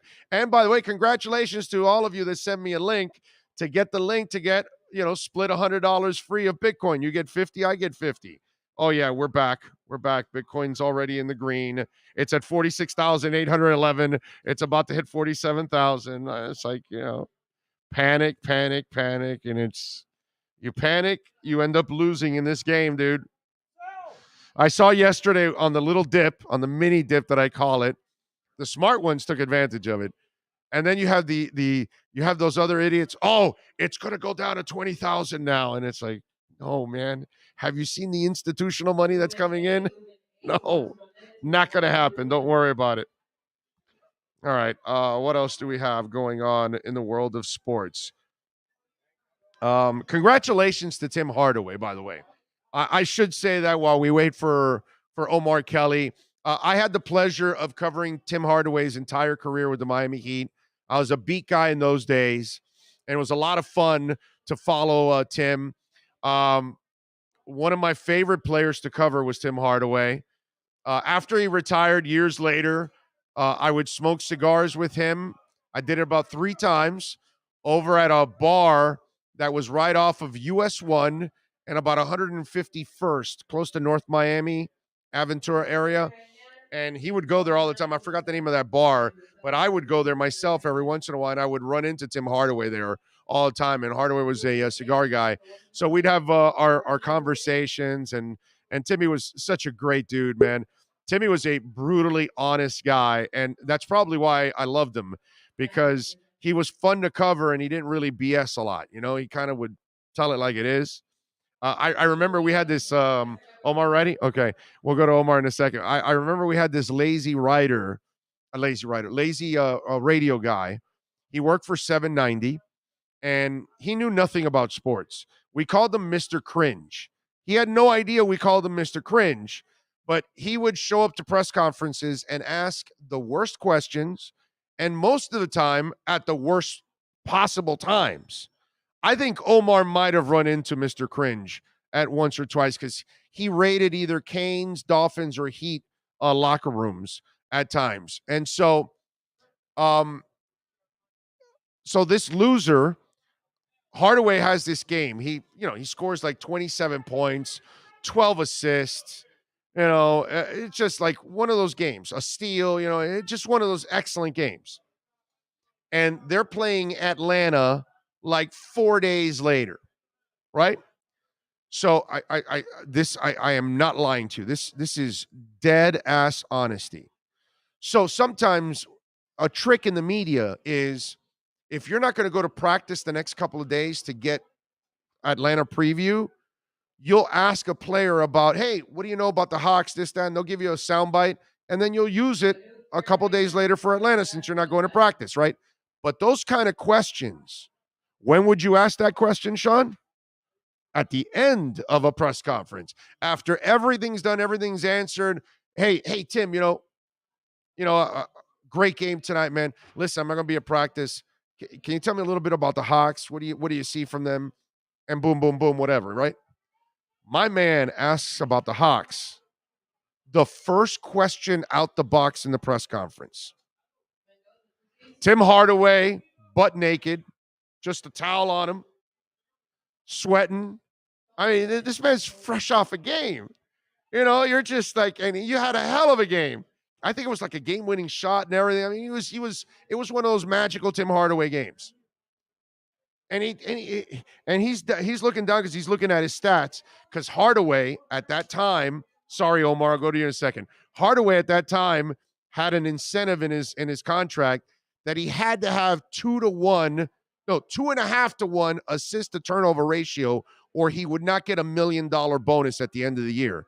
So the second he'd walk in, he'd look at the stat sheet to make sure that his assist to turnover ratio was better than 2.5 to 1, right? Because he's looking at $1 million. That's how the game's played, on the court and off the court. So the guy asks about Atlanta, and he's looking at his thing, and he looks up, he goes, man, why don't your lazy ass come to practice over the next couple of days asking me about Atlanta? We just balled out and won. The hell out of here. He didn't say hell out of here. He might have used an F word, and the rest of us were laughing because it's like, cringe. So there you go. That's cringe. All right. Let's get into a little football. Omar Kelly and our EJDconstruction.com Miami Dolphins report. For over 16 years, EJDconstruction.com has provided South Florida residents quality craftsmanship, accurate project management, and exceptional service. That's why EJDconstruction.com is an A-rated member of Angie's List and the Better Business Bureau. When you're looking for the right custom home builder for additions or home remodeling, please call my friend Eric at 305-433-4843. That's 305-433-4843 for EJDconstruction.com. The viewpoint statements or beliefs expressed on the following program by the host, guests, or callers are not necessarily the opinions of FantasyAccess.com, Media Group Inc. ownership, management, sponsors, or website. The Big O Radio Show is home for the hardcore Dolphins fan. That's why we give you Omar Kelly twice a week. Buckle up. It's time for the EJDconstruction.com Miami Dolphins report, exclusively on the Big O Radio Show. There he is, the man, the myth, the legend, Omar Kelly. How you doing, my friend? You doing all right? Got the Rona. There we go. You hear me? I got you. Got the Rona. You did? Yep. You look good for a Rona affected dude, and you're vaccinated, right? Yeah. And boosted? No. Ooh, okay. All right. How you feel that you got the Rona? Horrible. But you feel horrible. Wow. What are you feeling right now? Give us the breakdown. Right now I'm tired, fatigue, cold chills. It's like a bad flu. Okay. So you're away from the wife and the baby now, right? They got your ass quarantined in a house. They all got the Rona. They all got the Oh, dude, how's the baby? Okay. Better than us. Think she might have been the first one. Okay. All right. Well, if she's better than you guys, that's what counts. Better than us. She has to be better than us, right? You know what I'm saying? Yeah. Anything but her. You know what I'm saying? That's kind of how we are with our daughter. Anything but her. Me, yes. Her, no. That kind of stuff. So good. All right, man. So just get some rest. What are you taking any kind of medicine? Just regular, Tylenol flu stuff. Okay. Yeah, nothing. All right. I honestly feel like I've had it before. I had it one time when I was in Chicago and tested negative for it. So, but this, I kind of know what it feels like now. I don't know anything about the loss of taste and loss of smell. Okay, I that's good. feel That's I good. At used, least losing taste has got to be a bitch, dude. Wow, that is. well, you know what? I'm not as Damn. hungry. I'm not as hungry as I usually am. So Yeah, that might help fat people like me on that one. Yeah, so if I absolutely, lose my taste, I won't be craving the Oreo Blizzard anymore. Yeah, I got you. I got you. yeah, I got you. I got you. That makes a lot of sense. Yeah, I don't need the dandy donut right now. I'm not craving it. Yeah, exactly. Yeah, yeah. true. You know, I mean, listen, Sean and I are talking about going, we're going to cover the draft next at the end of the month in Vegas. We'll be yes. there for a few days. Mhm. Sean's already talking about all the buffets. I mean, think about that. You lose your taste. Yeah, nah, There's a you're not buffet. gonna enjoy. You're not gonna enjoy a Vegas buffet. You're just not. No, no. But yeah, the level of fatigue and tiredness is unreal. But yeah, it's Omar, we're all headed for it. One way or another, we're all going to get the Rona. no, Unless you're Putin, that you're like in a box by yourself and everybody's got to stay like 50 yards away from you or something like that. I mean, it's yeah, just, it's unless you're that dude, everybody else has got to have a life. You got to do something. So, ever since this thing started, I've never stopped my show. I've never stopped doing live shows because I got to make a living, dude. I got no choice, but yeah, I almost feel like if I haven't had it already, eventually I'm going to get it. I mean, it's yeah. just seems like, and I'm vaccinated and boosted. And by the way, I'm going to get double boosted also now in the next week. I'm probably going to go get my boost because I'm going to Vegas at the end of the month. So I might as well get boosted again. And it's been 4 months now since it, and apparently the efficacy of it starts to die out in 4 months. It's when it starts to weaken. So If you could avoid it, avoid it. That's what you know how you go into Publix and the stores and you see people without masks and everybody's acting as if like life is back to normal. Well, it can be if you want to catch it, and right. it's still going around. Yeah, no, it's still around. Yeah, my fear, my fear is, it'll impact the elderly. Like I haven't seen my parents in like 2 weeks or 3 weeks, but hot sweats, cold sweats, muscle aches, muscle soreness, cold, act like your sinuses, like this whole area here is all weird. Yep. Yeah, somebody's saying herd immunity. Yeah, It you're is. right. We're You're we're right. close But, to but, herd but, immunity. but unfortunately, the sad part about herd immunity is we're going to end up killing people. Yeah, That's population the control. problem, that people will die. Yeah. And and you don't know who it is. It could be me, it could be you, it could be anybody. We Yep. just, it's Russian roulette, dude. Because the one thing science hasn't figured out is what DNA it affects more than others. What condition do some of us have? We all know that pre-existing conditions, like me having 5 stents in my heart, that doesn't help out. But there are other factors because there are people that are healthy that are dying from it, and you're like, okay, so what did that person have that thing triggered it that way? You know what I mean? Yeah. So that's the unknown, and that's the scary part about this damn thing, man. Yeah. All right. It almost feels terrible to talk about Dolphins now. Listen, do it, because I would love to get my mind off anything other than that. Well, Lolo Jones is 39. She's still not married and hasn't gotten laid. Your thoughts? I'm a big real world road rule. I mean the challenge from MTV Challenge. I don't know if you're into that. No, And go ahead. she was on the challenge, and she just acted like a complete butthole. And was an unlikable person, and I could totally see and understand like why she's such a prude.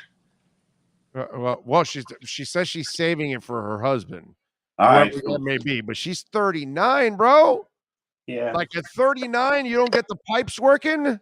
They Listen, rust out, bro. Like, it's not for everybody.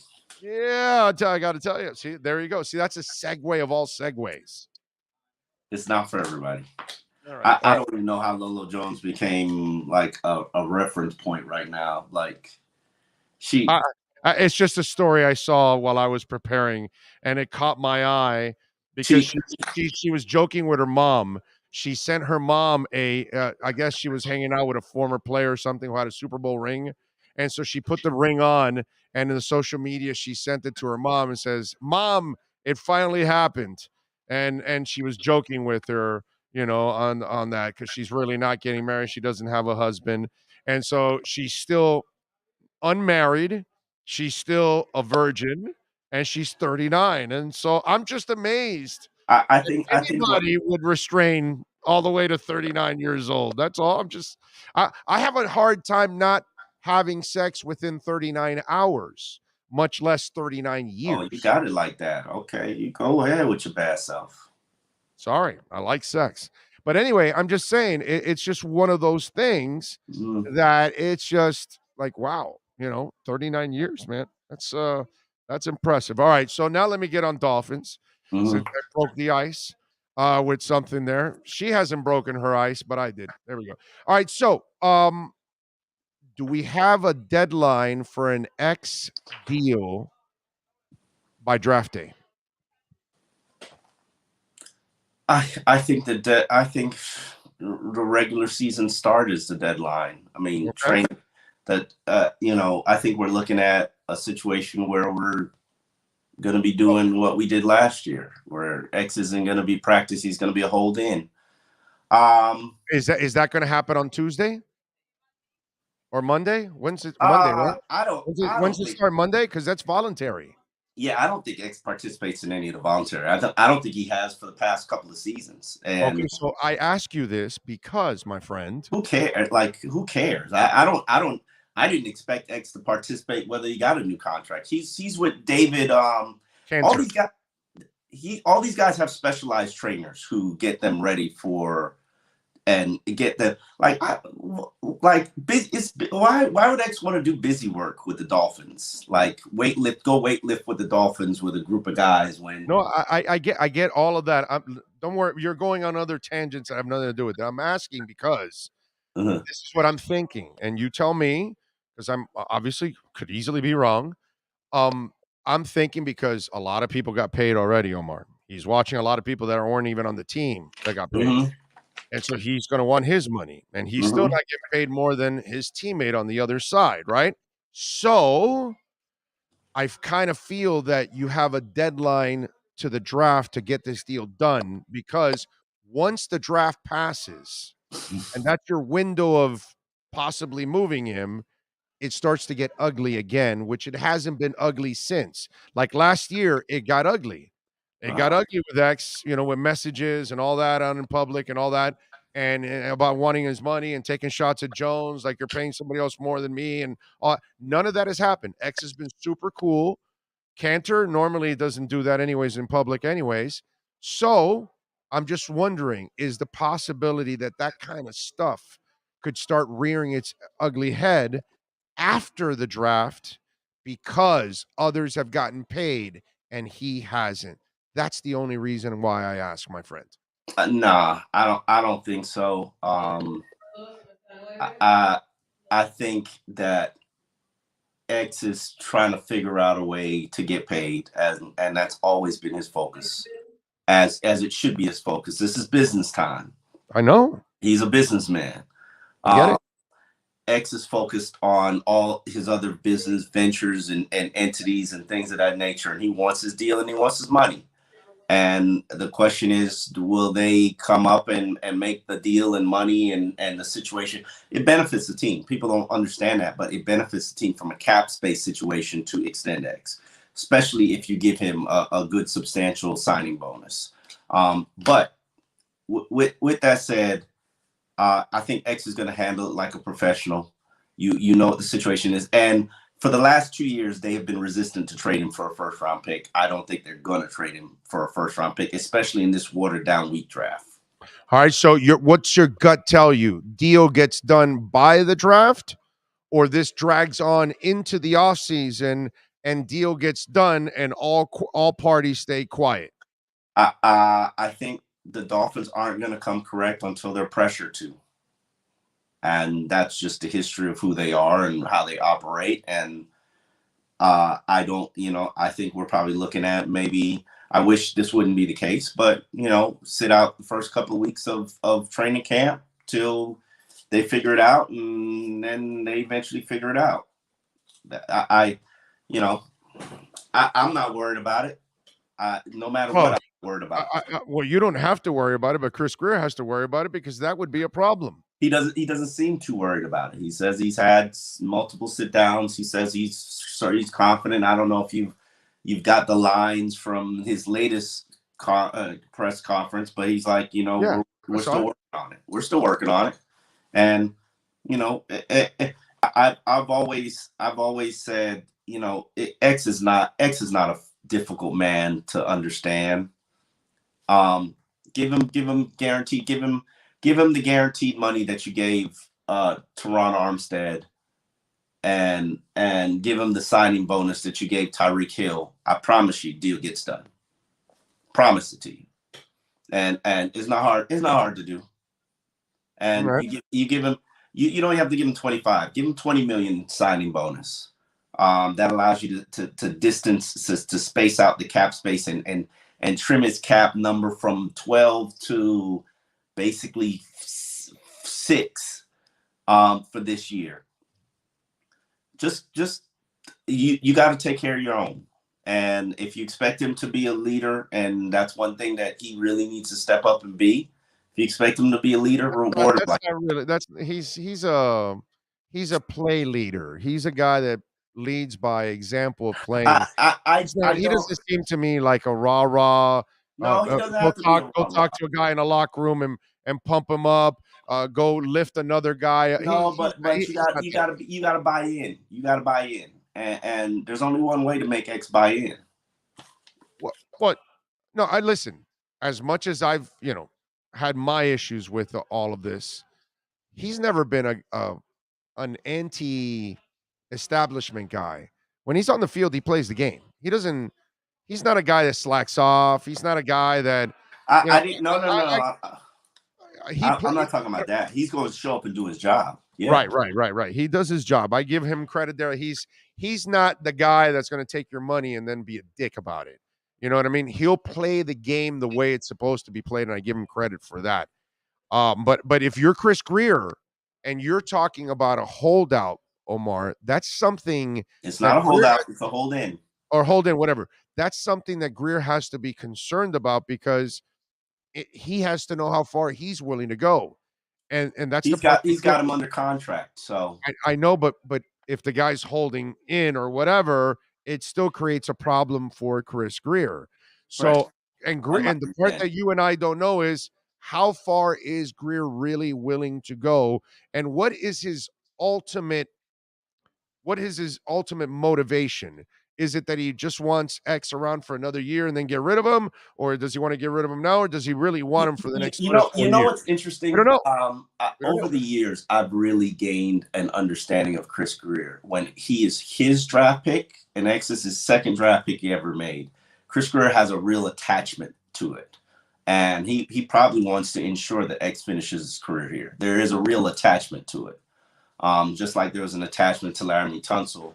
And he said Tunsil was crying, I was crying. Chris really does get attached to his draft picks, and arguably Xavier Howard is his best draft pick ever. So you kind of want to make sure he ends his career here, I think. Yeah. And X doesn't care. X just wants his money. So, but even when the Kansas City conversation was going down with Tyreek, and we didn't know what it entailed, I was just like, yo, is that something you're interested in? And it was just like, nah. I was like, all right, cool. Because, wouldn't you want to go play for a contender too? Right, yeah, for sure. He wants to be here. He wants to be here. He wants to lay roots. And I'm pretty sure they know where he sits, and he knows where they sit. It's about guaranteed money for Xavier. That's what it's about, as it should be for all players. Yes, exactly. Yeah. Everybody should try to get what they're worth. Yeah, everybody. Right about that. There's nothing there. We should not hold anybody, criticize them for something like that. You know what I'm saying? No, this time of the year is the business time. It's when teams do the business moves, and players should also be doing the business moves. And Xavier doesn't have any guaranteed contract left in his contract. When you don't have any guaranteed guaranteed money left in your contract, it's time for a new contract. That's how the business works. I'm with you there. But by the way, if he chooses to stay, Omar, he's staying with a contender anyways, because the Dolphins are going to be a contender this year, bro. Let me ask you this question, and I'm glad you decide to go down that rabbit hole. That's right, baby. I'll be in Arizona with Sean, Super Bowl week. Are they better than Buffalo right now? Wins the MVP. Are they better than Buffalo right now? I don't know yet. We'll find out during the season. Okay. We'll find out. I don't know. I can't really look. In all seriousness, are they better than Kansas City right now? Now, let's wait till they start playing the game. Are they better than the Cincinnati Bengals right now? Now, with an improved offensive line, if the offensive line and the running game's working, then I can tell you they can compete against anybody, because the defense will automatically become even better. Instead of being middling, you could get to 10, 8, 12 in the league, and so now you're better on defense. Are they better than the Tennessee Titans? Weren't they like total 18? I think, right? Total defense, they were like 18. No, they're 15. They're 15th and 16th. Okay, whatever. So they can move down to like 8, 10, 12 with a better offense. So that's the part with all seriousness. First, let me see if they can run the ball and protect the quarterback. If you can run the ball and protect the quarterback, I think sky's the limit for the team. Yeah. Here's one thing that I would love to have this conversation with you, because you know how I respect you. I know you know football. If we said, going back to last offseason, that linebacker was an issue, and then they traded for the guy from Houston and who didn't make the team, and basically Landon Roberts played ahead of him, and that's fine. And Landon had a career year. Because I'm not disrespecting the Landon. That's not what I'm trying to do. And it wasn't like Bernardic McKinney went out and lit it up anywhere. You know what I mean? So I'm not disrespecting the Landon. I know what a Landon is. I know where his strengths and what his limitations. I know the value that he brings to this team. But are you telling me right now, with Jerome Baker, whether he's an outside linebacker or inside linebacker, outside, Andrew Van Ginkel, outside, Landon Roberts, middle, Duke Riley, special teamer. So who's your other inside linebacker? You'll see him. He'll come soon. They'll sign him. They'll sign a veteran. They'll draft somebody. Okay, so as long as they're going to have somebody else. I think Duke might be competing for it, but I think eventually you've got to get better than that. So linebacker. And that's what my issue is. I know. For Chris Greer to have said that basically we're good enough at linebacker, and mentioned Brennan Scarlett and Duke Riley and Omar, buddy, you've been in the league long enough. The GM's not going to come out and tell you, hey, our linebackers are mediocre in the middle. I know Landon Roberts kind of limited. He can only play 2 downs. And Duke Riley's kind of a special teamer that's trying to transition like Larry Izzo into playing linebacker. We really need a middle linebacker. We know that. You guys know that. But, hey, no, they're not going to do that. They're not going to tell you that. No. Chris Greer is a straight shooter, man. He's not going to tell you that, yes, we're hurting at middle linebacker. We need a guy. No. There's a ton of my COVID's acting. Hang in there, baby. There's a ton of linebackers available right now that are out there. You're not even signed. You're good. You're good. You say you're good. No. I'm telling you, that's why. There must be a couple guys he likes, and he's waiting for the price to drive down because there's no market for them. You just answered your own question. So they'll bring in 1 or 2 guys to help compete at that middle linebacker spot. And I guarantee you that 3rd round pick, I made some notes, and I want you to go look around. Brian Asamoah from Oklahoma. Okay. Chad Mumma from Wyoming. Go look at Quay Walker, Channing Tiddale. These are the kind of guys that are going to be available at that spot in the 3rd round. Let's hope. So the idea is start trying to find the guys that are going to be there in that third round. It looks like that front office knows that a bunch of linebackers are also going to be available, and they have 2 fourth-rounders. So they might be able to season one of those, that third round pick with a 4th-rounder to move up a little more to get that linebacker that they want. I'm telling you, linebackers coming in the 3rd round. And I hope so. You've been at this a long time. There's a ton of linebackers drafted in the 3rd, 4th, and 5th rounds that have played in this league. Not even then, you get undrafted guys. They end up all pros, Pro Bowlers, and even Hall of Famers. So you'll see it. 3rd round linebacker, middle linebacker, and then in free agency they're going to sign another. Mark my words. I hope so, because I walked away from that conversation puzzled about 2 things. Center and linebacker. And I know he says he's going to address center and they're going to address it. And I don't care how they address it. That's fine. I just want competition for Dieter. But also you got to have competition. You got to have bodies at linebacker. And that unit is already paper thin in my mind. They're 1 short of a starter. And you take away a guy from an injury and it makes it even worse. I'll tell you what I told a lot of listeners after 3 days of free agency, and they're complaining, "We're the big names." I'm like, yo, dude, we're 3 days, 4 days of free agency. Relax. It just started. And then boom, stuff happened. And I'll tell you now, relax. It wasn't boom. It was wait. And then kaboom. All right. Well, whatever. There was a lot of booming. And then we went a 2nd round. Yeah. So there are ways. And then she brought in a girl. She brought in her best friend. Right. She's like, I got a surprise for you. Right. Yeah, it's like the Rapper's Delight song, right? If she doesn't want to go, you take her girlfriend, right? That's kind of what it is. But anyway, they loaded up. And what I would tell you and everybody else, we're not done with free agency yet.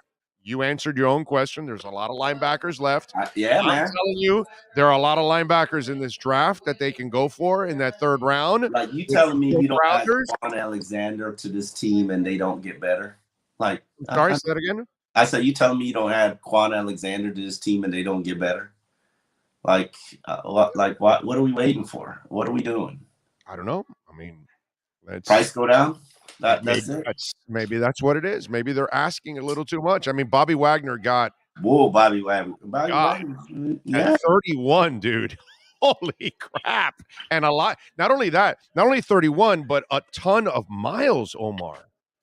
Listen, good linebackers. I mean, he hasn't shown you any decline. I thought he would be 8 to 9. He got 10. I'm like, props to him. And props to these guys. Like, I'm curious to see what happens to Jarvis Landry and all these receivers that are out there, that are still shopping and looking for teams.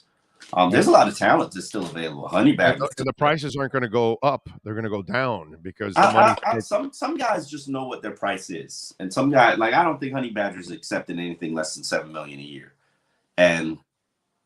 Yeah, and so he may have to wait for a big injury and a desperate team that he may end up 8 or 9.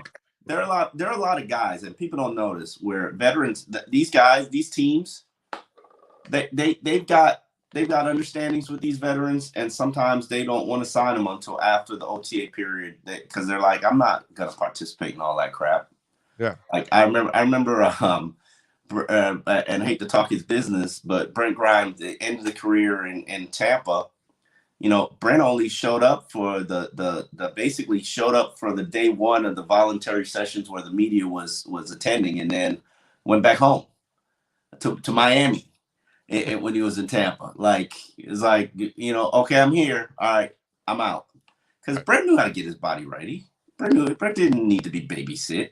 No, of course not. No, he's a pro's pro. There's no doubt about that. Yeah, and Tyrann Mathieu and Bobby Wagner, like Jarvis Landry. If I wasn't sick right now, I'd be out at the field watching them work. I had planned to go watch some guys train before August. I actually was going to go see Perform train with Tua and his guys, but I got sick and I didn't want to make anybody. Yeah. We already kicked you off the Tua bandwagon. The last thing we need you to do is give Tua, some COVID. The Rona, yeah. Don't be sabotaging our. Don't see now. You got too close to Flo. Now you might be sabotaging him like he was. I mean, no. We're not going to have any of that. No. You actually got people thinking I'm going to Pittsburgh. I'm going to call Nick. Okay, that's perform. And I'm going to tell him to make sure Omar is nowhere close to Tua with that COVID. All right. Yes, I already let him know. He told me to come out Friday. I had to stand him up because I'm obviously sick. Got the Rona, baby. Yes, exactly. Stay away from our quarterback. All right. What are you working on the Sun Sentinel so folks can check you out? Yeah. Don't be coughing on my quarterback. All right. So what are you working on the Sun Sentinel there? Nothing right now. I'm trying to just stay alive. Think about it. If you had to write the paper, the editor wouldn't even want to touch that paper at this point. I'm talking to you. I'm like in cold sweats right now. By the way, you're an absolute stud for talking to us. We really appreciate that, man. Always, I got you. Rona ain't gonna stop me. By the way, Justin Vaccaro sent in a super chat before I let you go. He says, Big O and Omar, if there's a player they love to do, they think they trade one of our next year's pick to move back into this year's first round. So is there a player you think they love to move into the first round this year? Based on, and I'd love to hear your opinion on this. Based on what I'm hearing from people who actually do the draft guys, they're like, yeah, this ain't a real good draft. It's next year. Yeah. It's watered down. The meat of the draft is in rounds 4 to 6. I'm like, if the meat of your draft is in rounds 4 to 6, that's not a good thing. And it all depends too, right? Like it's a really deep wide receiver draft. Yeah. No, I mean there will be guys. There will be guys but if you want some of the better wide receivers, you're going to have to wait. You're going to have to get them in the first round. But this is a deep linebacker draft. Also, that's why I mentioned to you that I think the Dolphins are kind of scheming this way, where I think they want to get you. The thing is that we also have to remind people. Maybe you may not agree or disagree with me on this one. You can't buy them all. So if you can go draft some. Yeah, and if you get a middle, if you feel like, okay, if McKenzie, Allen, and Greer are sitting there going, man, there's a couple linebackers we really like in the middle of that draft. Get 3 of them. Let's go draft exactly. Maybe one in the third, one in the fourth. Let's go draft a couple middle linebackers, man. If they draft 2 linebackers, a punter, and a center, and I'm great. I'm good. Right. Give me a defensive tackle, give me a pass rusher too. I'm gravy with whatever, man. Listen, and there if there are a lot of linebackers, this is the draft to trade it away. And that's what people don't get. And I don't think they want to trade their picks for next year. By the way, for Justin, I don't think they want to trade any of their first round picks next year to move into this draft because next year's draft is actually considered better than this draft. So I think Greer wants to keep those first round picks. That's just me. But maybe you hear something different on that. We should have just asked him. He's been very honest and candid. I'm very impressed how honest and candid he's been. All right, so we got you on the Greer bandwagon soon. Soon we'll get you on the Tua bandwagon. We'll not be on the Greer bandwagon. The only thing is you'll get to wave to the bandwagon. You won't be on it, but we'll get you. Plus, we don't want you giving the Rona to all of us on the bandwagon. That's the other thing. I mean, not only will you pollute our quarterback, you're going to pollute also the fan base. It's not a good thing, Omar. You know what I'm saying? I'm just trying to keep everybody healthy. Okay. That's it. That's what I love keep to hear. Everybody healthy and happy. All right, so let's get the entire Kelly family healthy. All right, so get healthy, get some rest, plenty of fluids, my brother. We will catch up next week, my friend. All right, cheers to you. All right, thank you. There you go, Omar Kelly. That's dedication, Rona and all. It doesn't stop, Omar Kelly. Hour number 3 is next. You've been listening to the EJDconstruction.com Miami Dolphins Report with Omar Kelly. For additions, home remodeling, or custom work, call Eric at 305-433-4843. EJDconstruction.com is the custom home builder and general contractor you can trust. 305-433-4843.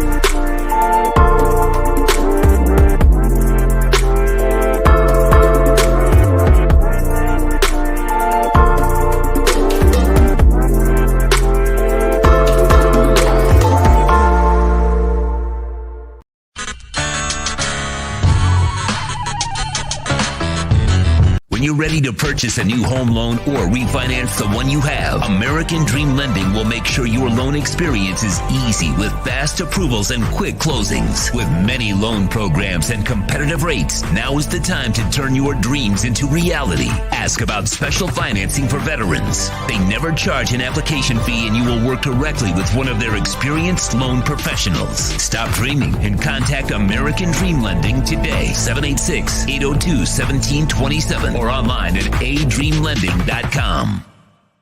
When protecting your family is your priority, there's nothing more important than a roof above the people you love.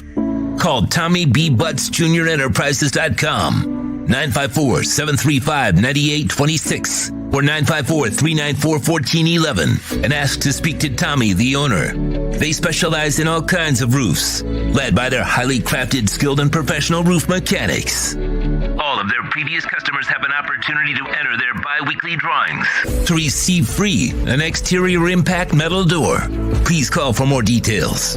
That's Tommy B. Butts Jr. Enterprises.com, 954-735-9826 or 954-394-1411. Trust Tommy to fortify and protect what's most important to you, your family. The Big O Radio Show is looking for an experienced salesperson in the radio or TV business. The candidate must have at least 5 years of sales experience in the broadcast business over the last 10 years. Please email your phone number and resume to bigoradioshow@yahoo.com. That's bigoradioshow@yahoo.com. Looking for an aggressive person who can help our platform expand into many avenues in our business. Reach out if you are the person that's able to make the difference.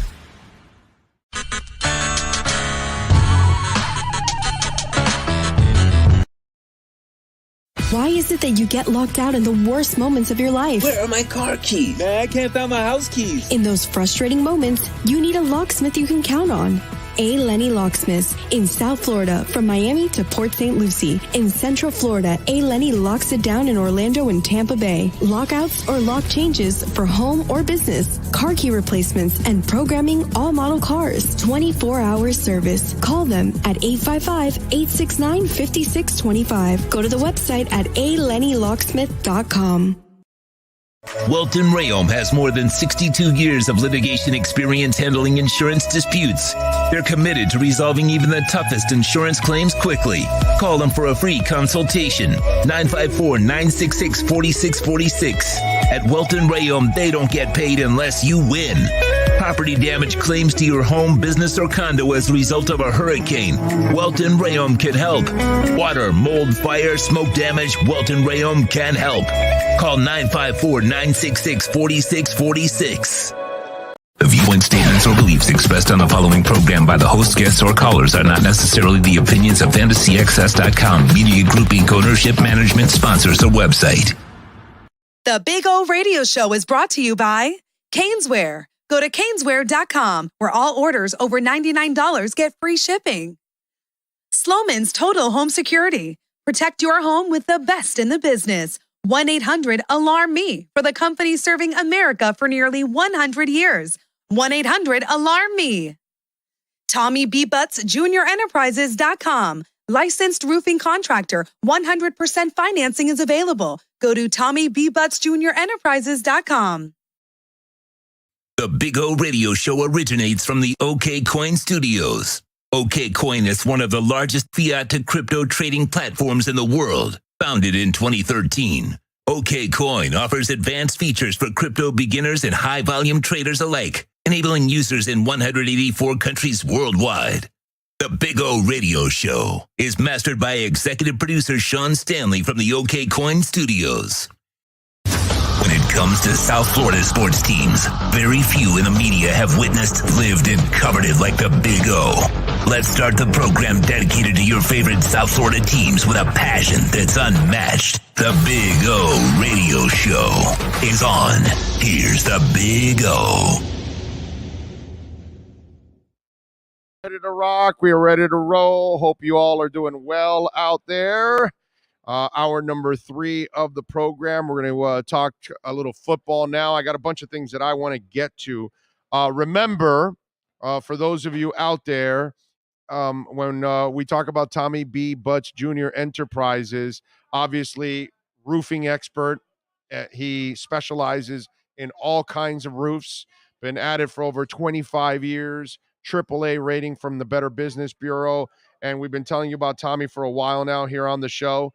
The next person that gets their roof done with Tommy, home or business, call him 954-735-9826. 954-735-9826. You can rewind if you didn't get that number. And they've got a AAA rating from the Better Business Bureau. And folks, the next person that fixed their roof, home or business, we are going to do a show from your home or your business. There you go. If it's your business, it'll be a free commercial for you guys, a big-ass commercial for you guys. So call Tommy B. Butts. Great people, great family. 954-735-9826. All right. We're going to talk to Cam Wolf. We are waiting for Cam here. He was on deck for a moment here, and then he dropped off. Panthers, by the way, will be back in action tomorrow, taking on Jersey, taking on the Devils at 12:30. They blanked the Blackhawks yesterday 4-0. Heat are off tonight. Saturday, they're in Chicago, 8 o'clock at the United Center. Big, big game for the Miami Heat. They've got to get it done tomorrow.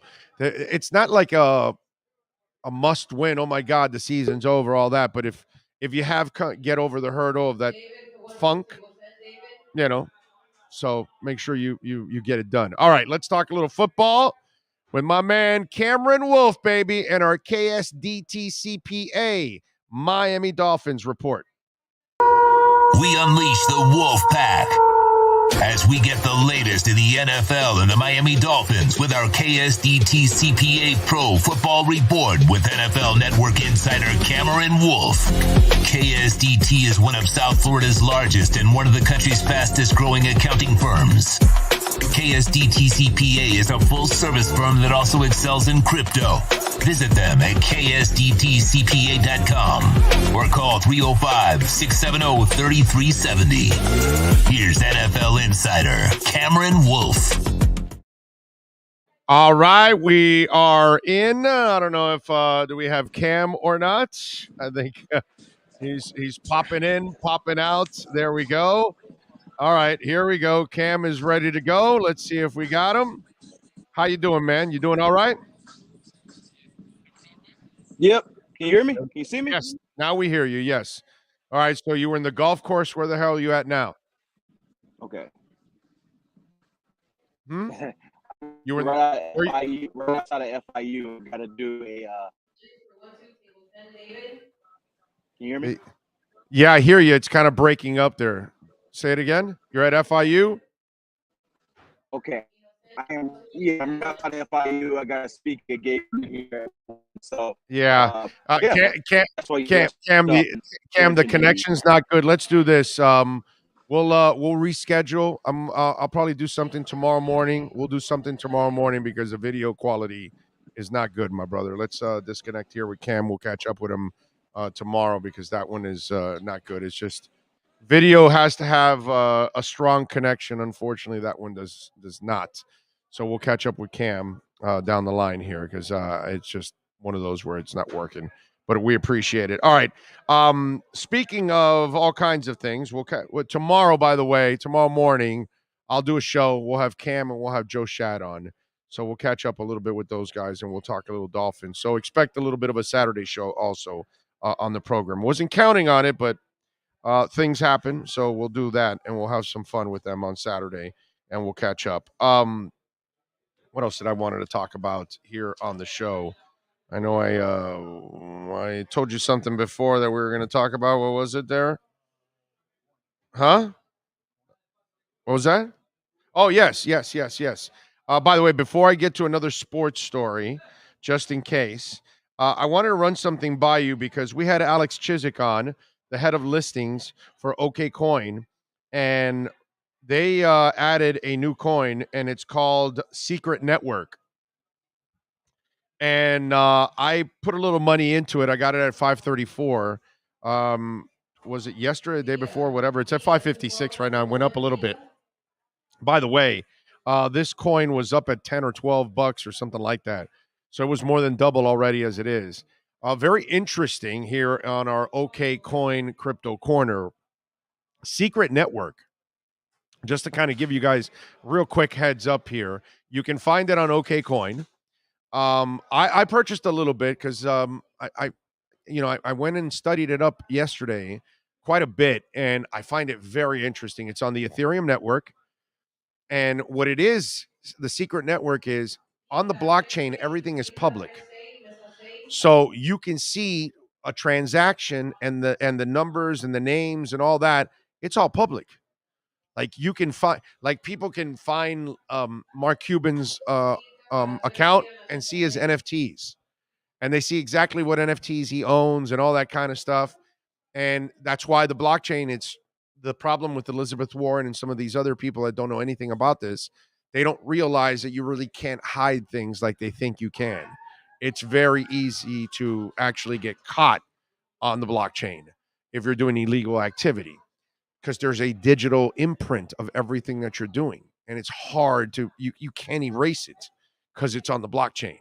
So, Secret Network, eventually now your medical records, the things that, your financial records, personal things, all of that kind of stuff eventually will be on the blockchain.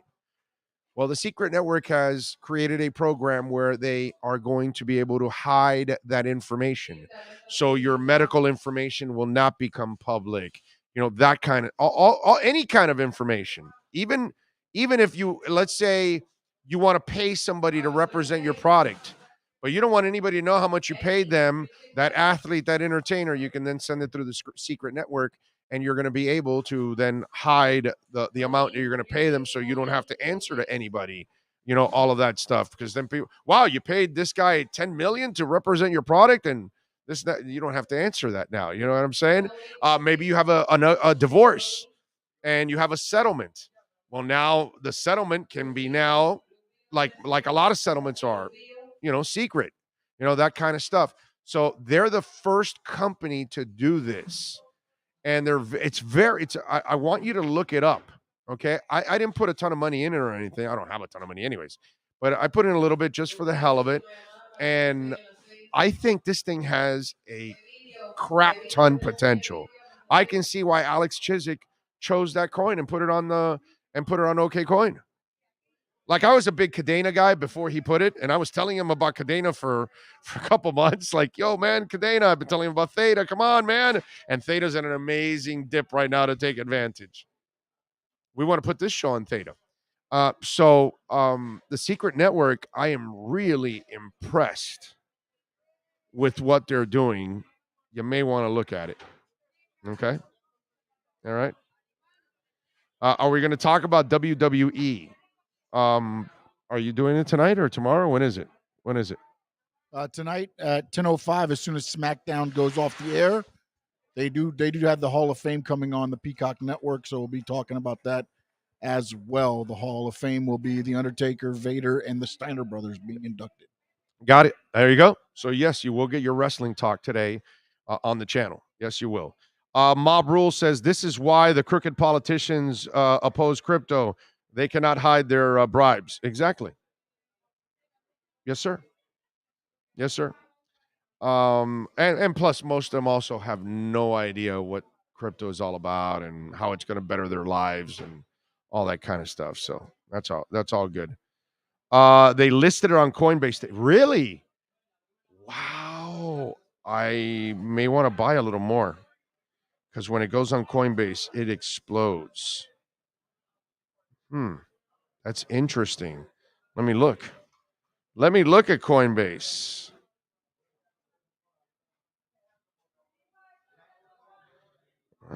Okay. I got to look at that. Let me see. Oh, that's the. Okay. Here we go. That is interesting. Oh, it's not tradable? Oh, okay. So, wait, let me see. Secret. Yeah, not tradable. Oh, yeah, yeah. It's not. Yeah, yeah. It's not on there. No, you could follow it, my brother. Following is one thing, but you gotta click into it. You see, this asset is not supported. It's not supported by Coinbase. So no, it's not listed on Coinbase. Just because you see it on Coinbase doesn't mean it's listed. What you do on Coinbase is go to the part that says tradable, and then you can look at the ones that are actually tradable on Coinbase. It's not tradable. So I love all of you out there, but I rarely take anything that you guys say as gospel, ever. Right? I always have to go check it because it's really hard because people just, and again, by the way, back to OK Coin, I mentioned that we can split $100. Folks, do not reach out to OK Coin. They can't give you the link. And don't tell them that I'm saying it and then they got to give it to you. No, it's my link. So you got to ask me for my link. I have it on Twitter. I put it on my timeline. It's there. We can split $100 of Bitcoin. You get 50, I get 50. You follow the instructions and you'll do it. But if you want that link, send me a DM on Twitter at Big O Show. Email bigoradioshow@yahoo.com and I'll send you the link. Excuse me. Yeah, neither did I. It just got me like right by surprise. Got me. I saw it. I was like, whoa. And it just hit me right there. So there you go. So if you want to split $100 of Bitcoin, you get 50, I get 50. Send me the link. Send me a what's it called? Email or DM. Yeah, email or DM, and I will send you the link. Do not call OK Coin. Do not email OK Coin. Okay? You have to reach out to me. They can't give you the link. I have to give you the link. Okay? It has to come from me. So please make sure you reach out to me. Okay? Jay Pesson, by the way, is asking, are we going to talk WWE and AEW? Root beer. Yes, it will be heavily WWE, though, because it is WrestleMania weekend. But we will discuss WWE, AEW, Ring of Honor returns as well, Tony Khan's, and there's a whole bunch going on. AAA, everybody's got cards going on throughout Dallas this weekend because it is WrestleMania weekend. Ray Vanicus says, Big O, your hair is looking thick and lustrous. Are you ready to tell us your regrowth product? Ray, you need to rewind all the way to the beginning of the show. I went over it thoroughly, and it's coming. We are going to announce the product very soon. The thing is, the distributor is making sure that the product is in stock. You know how things are happening, right? With the what's that called? The I don't know, the world of refilling, restocking everything. What's that called? Whatever the pipeline or whatever has been kind of stagnant. So I know that it's coming and it's been ordered, and so I want to make sure we have it before we announce it. But rewind, and you'll see even more progress. But yes, I gotta admit my hair is looking, yeah, it's probably, you know what? It probably is more full now than it ever has been in the last couple of years. Yeah. Yeah, it's pretty good. We got it half We got it halfway to where we want because everything is growing now. That's the good thing, and it's not all long yet, but it's growing, man. I'm shocked. I got to admit, I'm shocked. So I will share that with you very soon. By the way, Brian Fernandez, Omar, I hope you feel better, man. I have COVID, man. Praying we both get better. Brian, I hope you get better, my brother. Thank you for sending in the super chat. I saw it late after Omar got off the air. My bad, but I will pass it on to Omar. I'll send him a screenshot of it. Adam Outdoor Bushcraft Bear is what is it? Is Bushcraft Bear coming to you live from the Canary Islands. Let's see. Anybody watch that dude when the volcano was going on? Why do we every other year are fixing Xavier Howard's contract just to keep them? That seems to be very frustrating for a GM to deal with. Well, yes and no, Adam. When a guy has knee injuries, and you don't know how long that knee is going to hold up, you don't want to necessarily tie yourself down to something long term that could be detrimental to your team. You kind of would like to stay in a very flexible way of doing things. And I think that's what Chris Greer is trying to do, that if he signs a deal, he wants it to have some flexibility for his team. That's kind of what he's done with all of his contracts pretty much overall. So that's kind of the method behind the madness, my brother. It's not really it's not like a burden that he didn't wish upon himself or anything. It's something that he's very well aware of, and I think he's doing it on purpose for certain reasons. That's probably why. Okay? So that's the way I would look at it if I'm you. What else do we have here that I wanted to talk about in the world of sports? I know I had. By the way, again, I loved watching the Lakers lose last night to the Jazz, 122 to 109. I just want them to get buried completely. Sad part was that San Antonio also lost, so they couldn't, pull away from them a little bit there, even though they're still in the 11th spot, and San Antonio has the 10th spot technically. Bucks defeated the Nets 120 to 119. I had no problem with the Middleton flagrant foul. He should have just bumped him, grabbed him, hold him, whatever it is. But the way he pulled him down in the middle of the air and he's out of balance and he's kind of, that term that they use in football, defenseless receiver? That's exactly what Bruce Brown, former University of Miami guard forward, was, a defenseless player in the air at that moment. And, when he first clutched his hand, I was wondering if, there was a serious injury there, and that's what you want to avoid. Look, man, I don't mind playing the game hard, okay? I'm old school. That's kind of what I grew up with, but you weren't trying to injure somebody. There's a difference between playing the game hard and then playing the game dirty. That's the part you don't want to play. And that's where I thought Middleton slightly crossed the line. Not that he did it on purpose, but it looked like something that got a little bit out of control. And he wanted to do a kind of a simple foul almost. He wasn't trying to hammer him, but he ended up creating a real problem for Bruce Brown in the middle of the air. And that's why I had a problem with that. And I'm old school that I normally don't give flagrants to some of these things. Sometimes these things look like normal fouls back in the day. You know what I mean? And it's this soft-ass society that we live in. But in this case, kid was in the air and had no control. And he easily could have come down pretty damn hard and hurt himself. So that's where I had no problem with it. Bucks and Nets, by the way, entertaining game, 120 to 119. Giannis was absolutely fantastic. 44 points, 14 rebounds, 6 assists. Kyrie had 25. Durant had 26. All of that. And you see that the Sixers also lost yesterday to the Pistons. That is one team that I do not, there is zero fear of the Sixers, even with the Heat and their turmoil and all that stuff. And maybe the turmoil is a minor bump in the road, and we'll find out.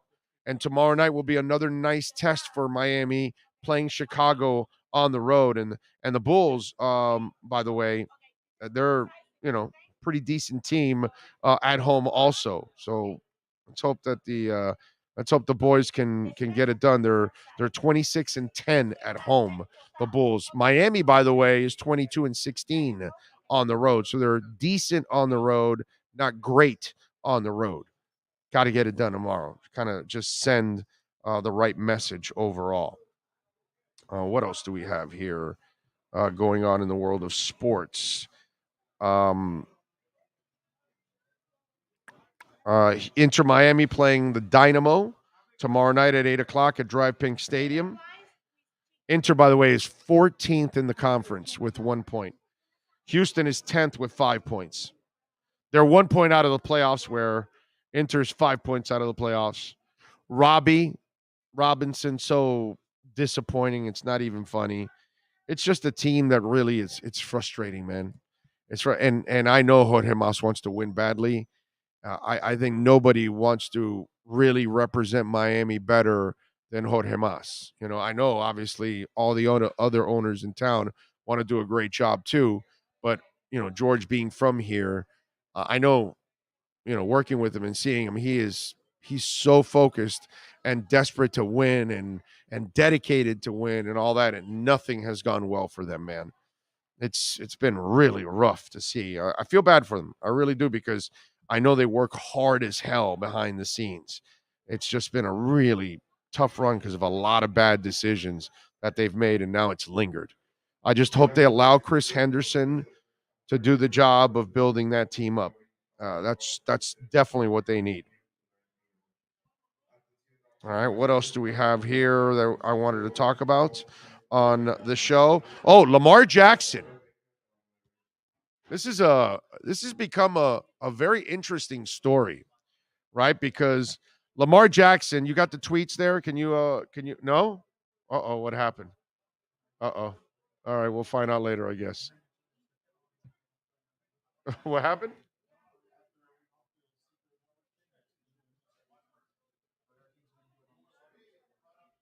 Okay. All right. All right. I don't know. So I guess we're having some kind of a technical snafu there. All right. All right. If I had the other laptop, I could have signed on, then that you could have signed off, and then it would have. Oh, okay. All right. All right. Well, there you go. So something's going on. So everything is stuck this way. You guys are hearing everything, right? Everything's good, right? You guys are hearing. Okay. Ron says, good morning from Hopeland, California. Just wait until Harden's playoffs. Yeah, well, I mean, I'm just not worried about that. That's one team I'm not worried about. Anthony says, Big O Sports Grill Doral almost up and going. When was the last time you went? Any Heat playoff watch parties? Yes, hopefully we will start doing that down the line with Sports Grill. We're just waiting for them to finish that one off. Remember, we're going to be there for football season. Politicians are in crypto. Warren's words were a smokescreen. No, Warren's words were not a smokescreen. Warren's words are pure ignorance. Okay? She's a dumbass. All right? She's an ignorant fool when it comes to crypto. Now, was it smokescreen from Biden? Yeah. Janet Yellen, that she just came out now and was, yeah, those were all smokescreens. And I told you, I've been telling you guys forever, it's all FUD. None of it is real. Okay? I told you that Biden's biggest donor is Sam Bankman-Fried, the CEO of FTX. I mean, it's ridiculous. People don't do their homework. They just are lazy on average, and they just go off what lazy media members say that know nothing about something, and they just repeat something that someone else says. And they don't even look it up. They don't check for it. They don't recheck the facts. And that's the problem. We have that going on in our country all over the place, specifically in politics. There's more misinformation there than anywhere else, and nobody checks it. So that's why all of the FUD that's been going on for months, and I kept telling you, don't listen to it, don't listen to it. Buy the dip, buy the dip. That's what I'm doing. I'm not a financial advisor, but that's what I've done. And those of us that got Bitcoin at 34 and 35 and 36 and 37, and now it's into its 40s, we're laughing. And it's going to go into the 50s soon. And it'll go to 60 and 70 and 80. And, those of you that were patient, you're going to, but that's this world, man. It's just FUD all the time. Fear, uncertainty, and doubt. Why? Because that's what sells. The other day, what was it?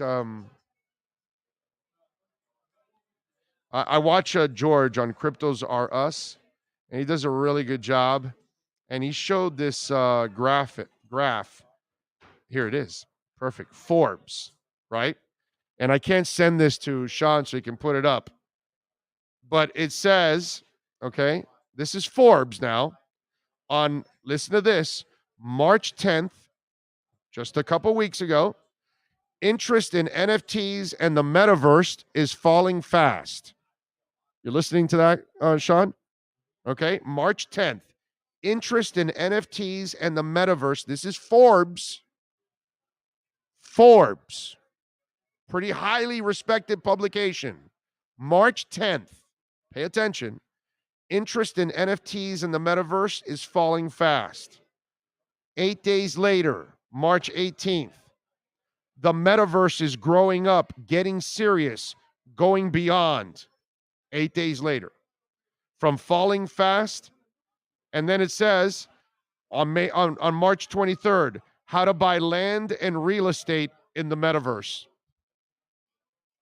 So from the 10th to the 23rd, they went from interest in NFTs and the metaverse is falling fast to the metaverse is growing up and getting serious and going beyond 8 days later, like it really changed in 8 days. No, dumbass.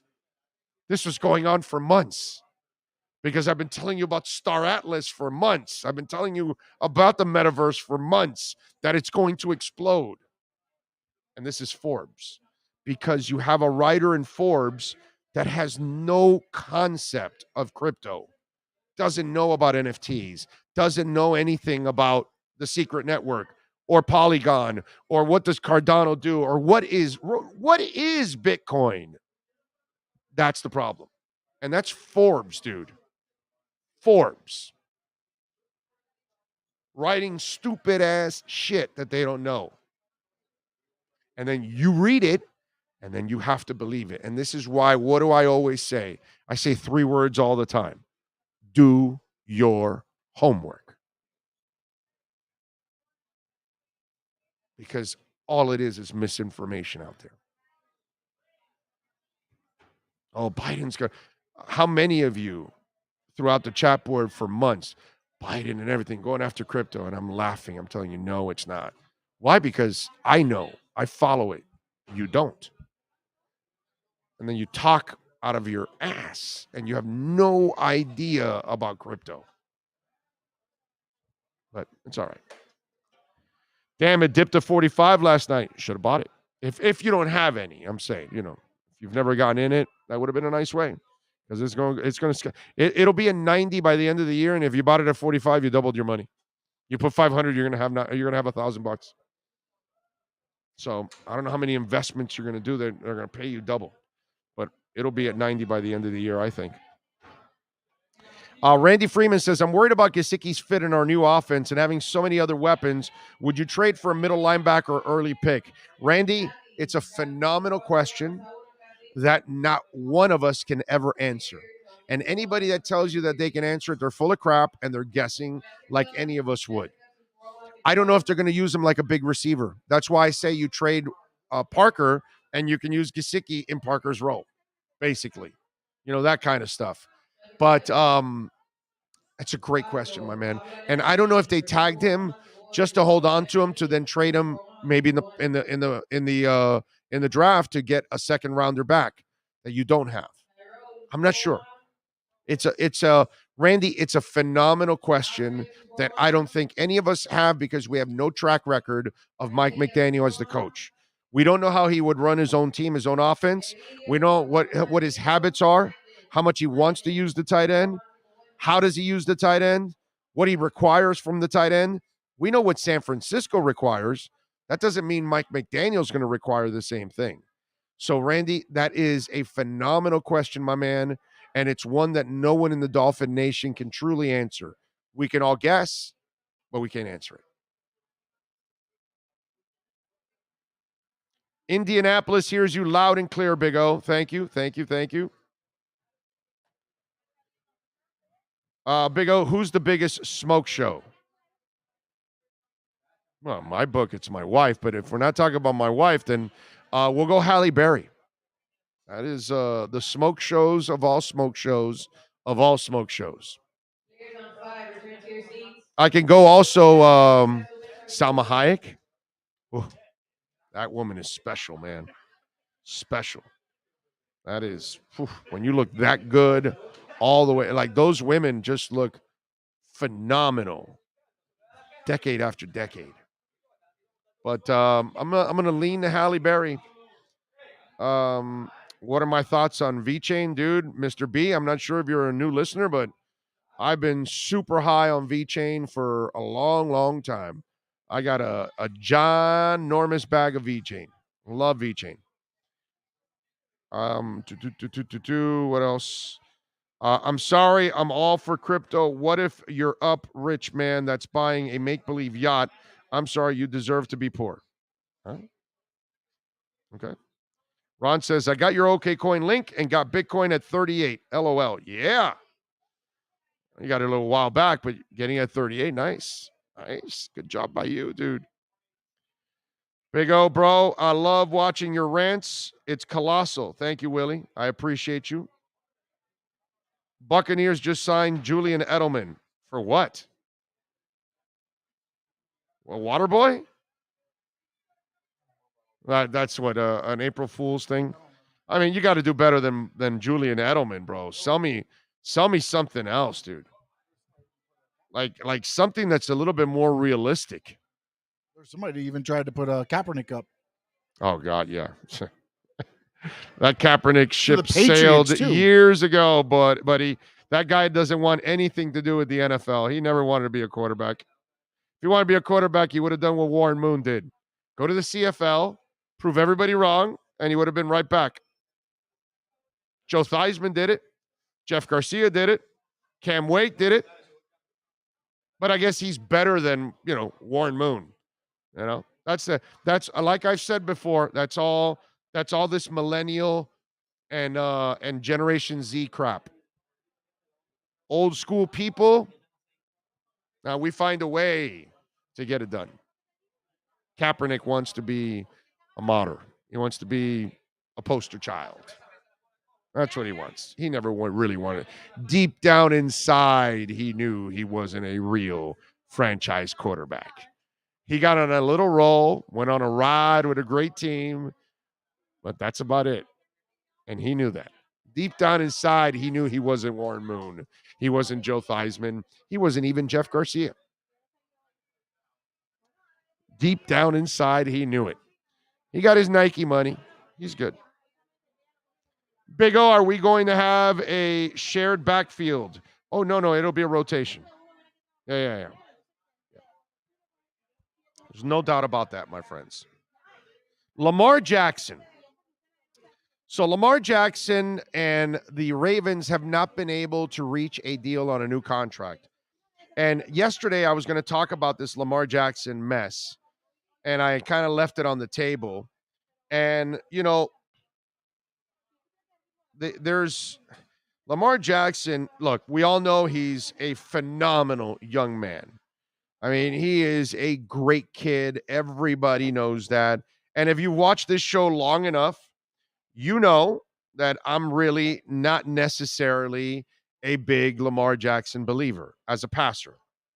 And I don't believe he ever will be a great passer. And so Lamar has had trouble agreeing to a contract. And he put out a tweet with a mad face that Marlon Humphrey then retweeted that put, I am upset. And some feel that it was because he saw that Bobby Wagner ends up signing with the Rams and he wanted him with the Ravens, right?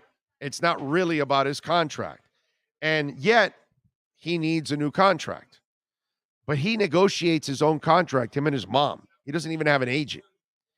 And the Ravens are in a really difficult position, but I don't know if Lamar Jackson understands this.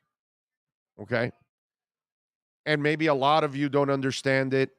I think a lot of media members certainly don't understand it, including like one of my guys that we always have a conversation with, Teron Davenport over in Tennessee, because he was a believer of Tannehill and he's also a believer of Lamar Jackson. I would imagine by now he's been convinced of what I told him about Tannehill, but he also believes in Jackson. But so I know there are people, members in the media, and sure, listen, there are ex-players that they don't know any better than you and I. You know what I'm saying? I always have fun. You look at Channing Crowder. Great dude. Does an excellent job with Hawk every single day. He was a Tanny guy. I don't know if he's still I don't know if he finally got convinced that Tanny's not a franchise quarterback, but somehow or another, he's a former player. Plenty of former players get fooled all the damn time. Okay? I'm tired of schooling former players, okay, when we talk football, because they might beat you in X's and O's because they know that.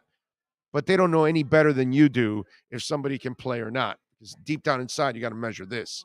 And none of us really know how to measure that until we see them. So, Lamar Jackson, and if you're the Ravens, he's kind of doing you a favor in a way, whether you know it or you don't. And I don't know if Lamar Jackson wants to keep waiting for a contract, because I believe this is his 5th year now. And I know that, he's thinking Super Bowl and winning big and gambling on himself and those kind of things.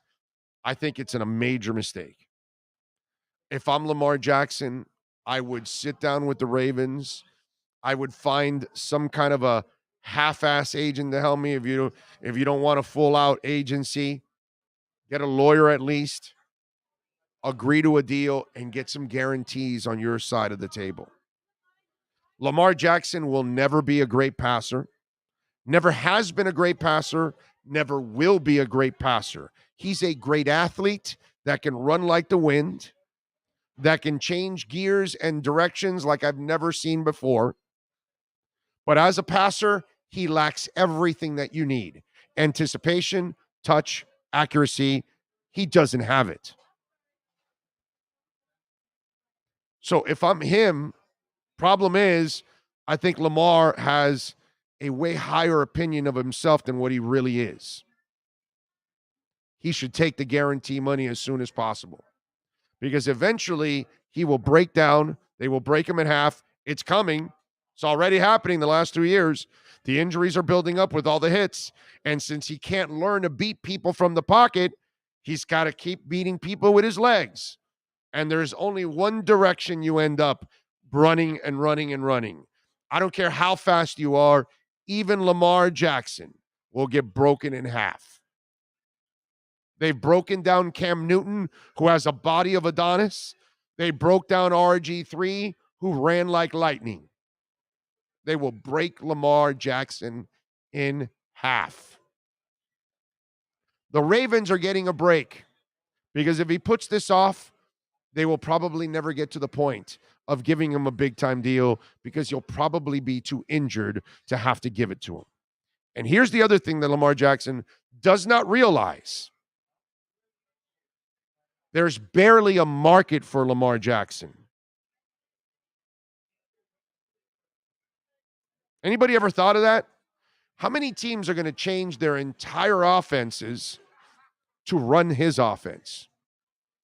Only the Ravens have shown the balls and the commitment to actually do that. Because he's not a great passer, but he's a great athlete. So every once in a while, he's going to hit some passes. That's what great athletes do. Just go think of the days back in the park playing with the fellas. There was that one guy that was a great athlete, and he could throw the ball miles. And he was a great athlete, but he didn't have accuracy. Once in a while, he'd make some great plays because he's an athlete. But a quarterback makes great plays on a consistent basis. A quarterback hits you on pinpoint accuracy on a consistent basis. It's ball placement on a consistent basis. It's anticipatory skills on a consistent basis. Lamar Jackson lacks all of that. He relies on his legs and his athleticism to get him by. And he has not gotten any better as a passer, as a pure passer. That kid doesn't understand that he's creating a problem down the line, and he has an opportunity now to get guarantees that may not be there in a year. So, Lamar, screw your head on right. Get yourself a lawyer. Get yourself a part-time agent. If you don't want to get a full-out agency, negotiate, half the commission if you want. I don't care what your cheapness is taking you to, because it's stupid. You want to hire people. I'm not looking to do gardening. I'll go hire a professional that does that. I'm not looking to do engineering. We hire professionals to do that. Okay? That's why Sean's here. He's the professional. I'm not. So you hire people to do the jobs that they're there to do way better than you, because they do it every day of their lives. And if you can get 40, 50, 60, 80 million in guarantees, who gives a crap if you got to give a couple percent, dude? Just saying. For me, and if he's asking for that ridiculous money and you're the Ravens and you give him that, good luck to you, dude. Good luck to you. Eric says, Lamar Jackson is this era's Michael Vick. Great athlete, but not a QB. Yeah. That's why he can't get anywhere in the playoffs. Because in the end, you start getting up there with the big boys, and they say, all right, let's stop the run. Let's see if the kid can beat us with the arm. No shot. No shot. There'll be a game once in the playoffs where he'll be on target and he'll hit a couple passes and people go, wow. But he'll never be the quarterback that can actually string together 3 to 4 playoff games to win a Super Bowl. He's not that guy. Your team is going to have to be so dominant on defense and the running game that the passing game, the remedial passing game that the Ravens run is enough in a passing league. In a passing league, you have a remedial passing game. That's why if you're the Ravens, there's not Lamar. That's the other thing I think Lamar Jackson doesn't realize. I wonder if he thinks, well, the Ravens don't give me the money. There'll be 10 teams to give me the money. No, there won't. No, there won't. You'll be lucky to find 2 of them. To go to that extreme and change everything for you, you'll be lucky. So, not a good thing for Lamar Jackson.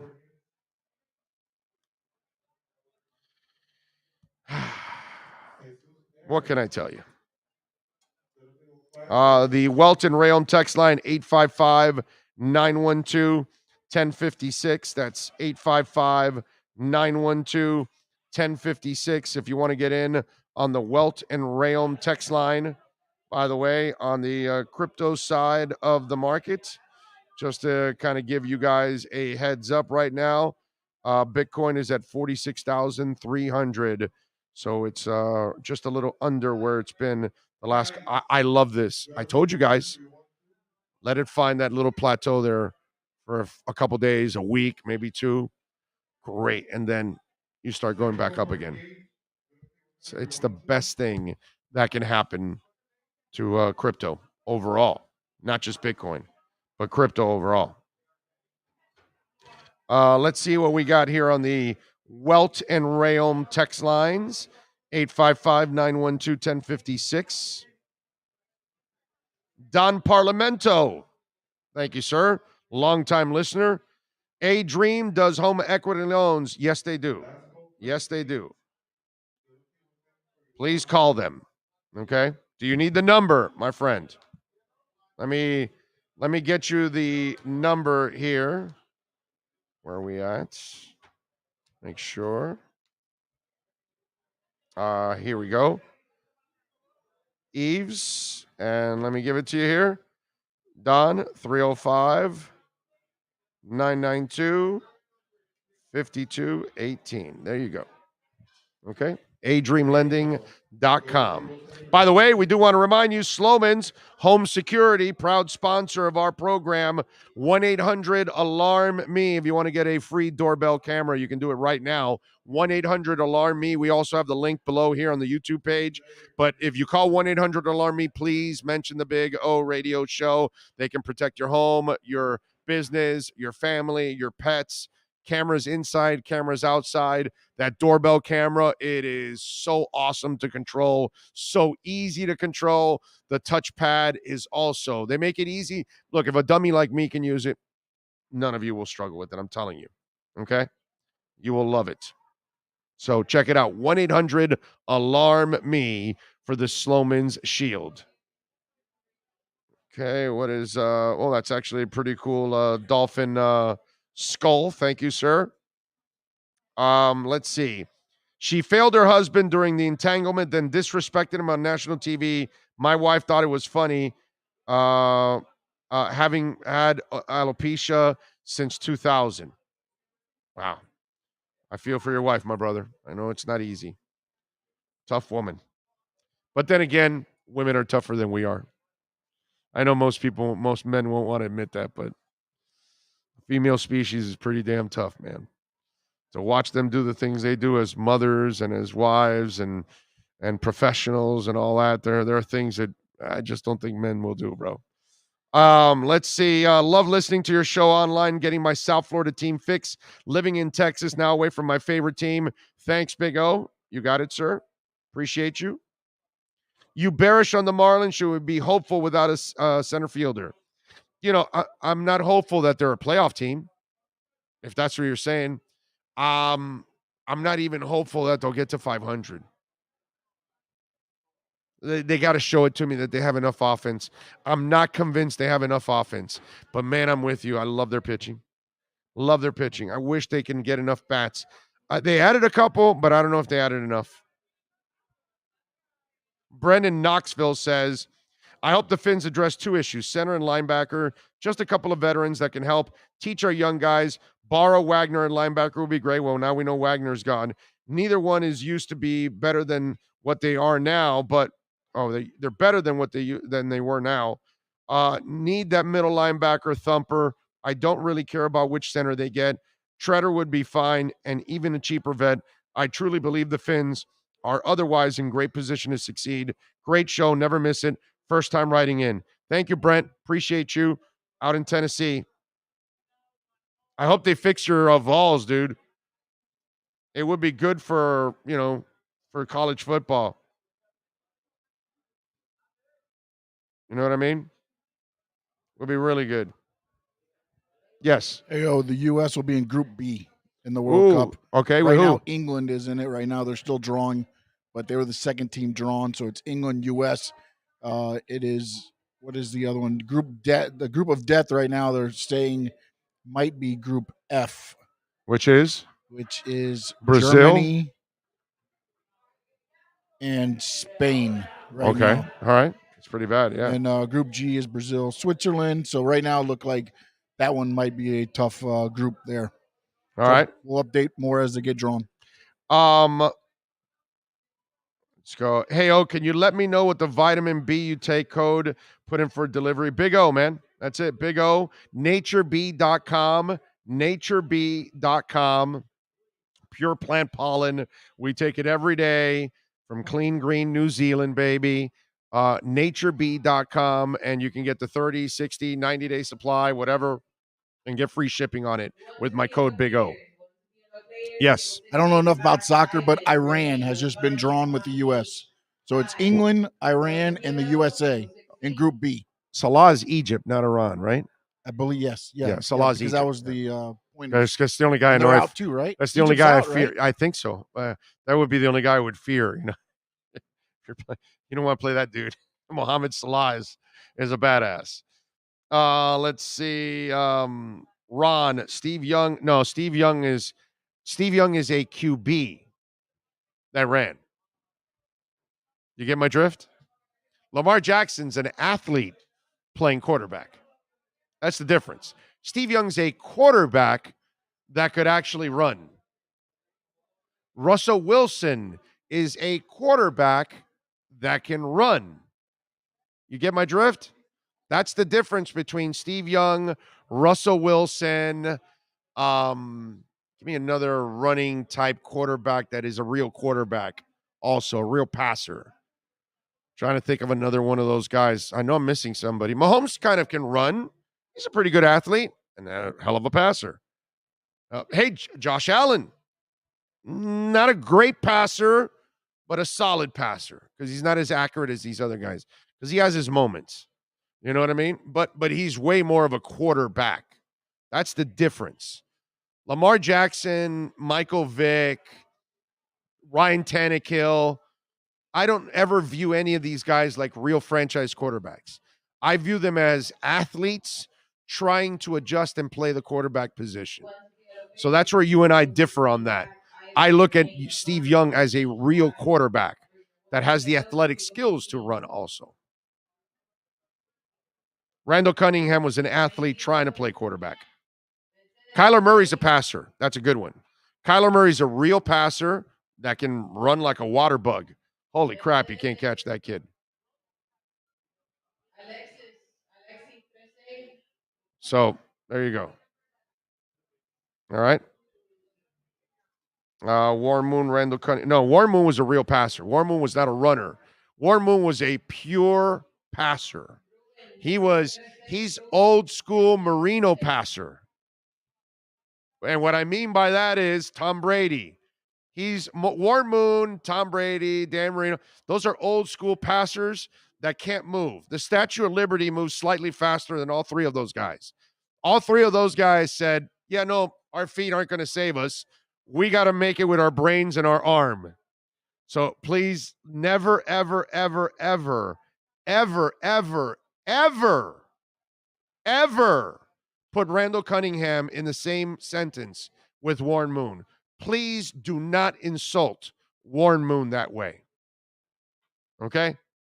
Randall Cunningham out of UNLV, fun player to watch, heck of an athlete, never a great quarterback. Athletes put up numbers, doesn't mean they're great quarterbacks. Huge difference. Little thing maybe some of you didn't know. The clock would cut off around I believe it's a 12 or 14 second mark back in the day. I think it's like 15 now. And when Randall Cunningham had that year in Minnesota, Brian Billick would have the play called quickly, rush him to the line so he'd see the set defense as soon as possible, and he'd try to snap the ball in the middle of the play clock in the teens. Why? Because that's the defense that Billick saw, so he could tell Randall where to go with the ball. And that helped Randall that year a lot because Billick was able to help read the defense with him overall. So those are some of the things that happened back in the day. So you know a little bit with Warren Moon. With Randall Cunningham. So please, Warren Moon's a freaking stud, bro. He's a Hall of Famer. Like a real passer. I just kind of, bothers me a little bit when we try to put like a real quarterback next to Randall Cunningham, who, yeah, great athlete, freakish. And I know that highlight against the Giants will be one of the all-time highlights of all time on a Monday Night Football game. I get that. Great highlight. He's a great athlete. Does Gaskin become the sure number 3 back? Do you think he has a chance to show improvement and level and haven't seen the new scheme? We don't know yet, my brother. We have no idea. I don't even know if Gaskin will be on the team. I like him a lot, man.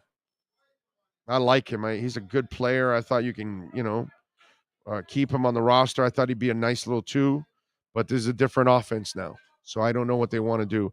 And I don't know if they feel he's fast enough for what they want to do. That's the other thing. So that may be an issue. Let's see what else. Cunningham was a hangover away from winning a Super Bowl. Rex Grossman got to a Super Bowl, my brother. What does that mean? Nick Foles won a Super Bowl. Does that make him a good quarterback, bro? Peyton Manning won a Super Bowl when he couldn't throw the ball more than 10 yards. Do you know how special that Eagles defense was back in the day that Randall played with?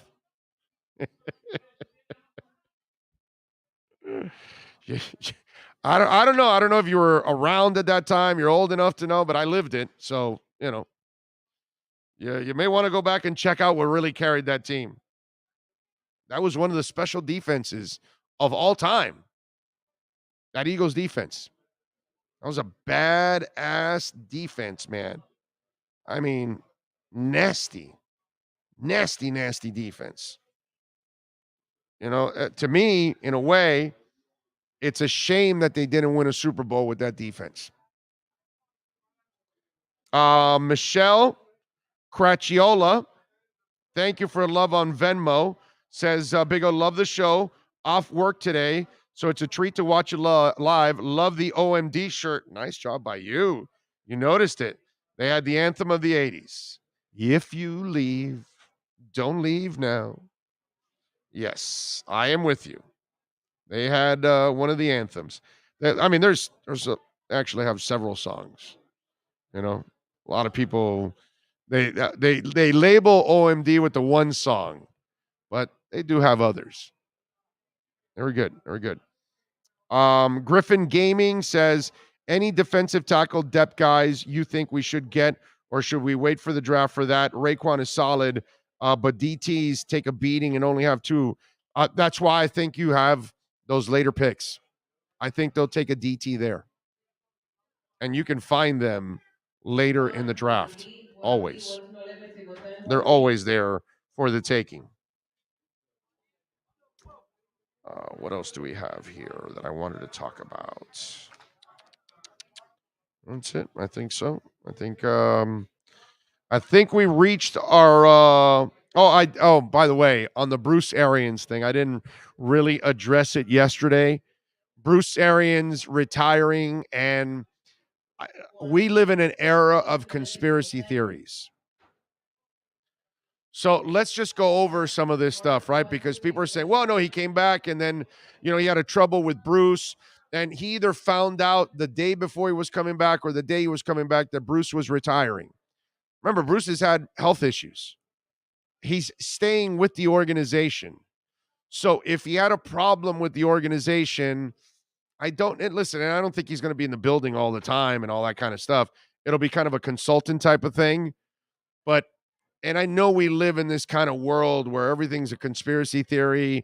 And Omberger, the former player, came out with those tweets a couple months ago that Leftwich and Brady were working on the offense, and that Arians came in and X this and that and wanted to change things up. And they were like, yo, I've been working on this all week. And this guy comes in and doesn't know what the hell we're doing. And so I know about all the stories that are out there, but it's still kind of weird that and listen, I get it. Sometimes then it fits your narrative, right? If you had it, it's kind of like the whole thing with Tua and the Dolphins at times. People will do whatever they want to fit their narratives about whatever they're thinking of. Tua, Flores, Greer, the Dolphins, you name it, right? Even though it may not be true, but it fits their narrative. Hey, man, what am I going to say I'm wrong or something, They don't want to do that. So I don't believe that Bruce Arians was pushed out, because this is one of those things where he was kind of probably already contemplating it. He's already achieved the pinnacle. He won the Super Bowl. Then they took a step back and did not win a Super Bowl the next year. Now you're going to be a second year removed from that Super Bowl team. I get it that you're bringing Tom Brady back, but I'm not necessarily looking at the Bucs like the favorites. They got to kind of show me that they are the favorites again. You know what I mean? Great motivation for Brady. And the wheels on Brady are going to fall off at one point or another. You know, just like I talk about with X, all those knee scopes, you just wonder if you keep making the long-term commitment, when does one of those knees give out finally? Well, Tom Brady, it's going to give out at one point or another. There's going to be that year where he's going to lose arm strength, whether he likes it or not. There's going to be that year where he's not going to look the same, whether he likes it or not, because I've seen it with everybody else. He's no different. I get it. He has put it off a little longer than others, but eventually you go bald. I can put it off for a little while. I can try, but eventually, you know, I've already pushed it. I'm 55. I've pushed it. You know what I mean? But eventually you're going to go bald. You know? So I have a hard time believing. And Bruce Arians is not the kind of guy that is going to go quietly. Not the kind of guy that's going to stay quiet about situations like this, because he's going to defend himself. And I don't see any of that going on. So I'm going to push against the narrative that, oh, it's Tom Brady pushing him out. Yeah, I don't buy that. I don't buy it. Bruce Arians is the guy that said, I'm not trading Tom Brady. I'm staying with Tom Brady. So if he had a problem with Tom Brady and he wanted to continue with the team and get somebody else, then he could have done it. And yet, you know, Brady's coming back.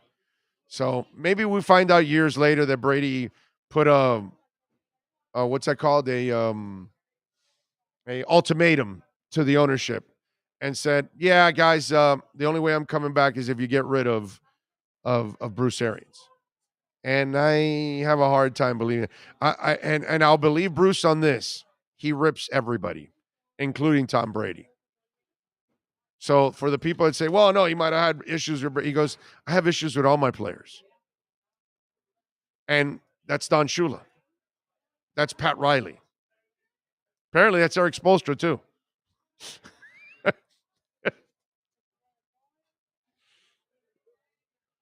Let's see. Stop it, X's knees are better than ever.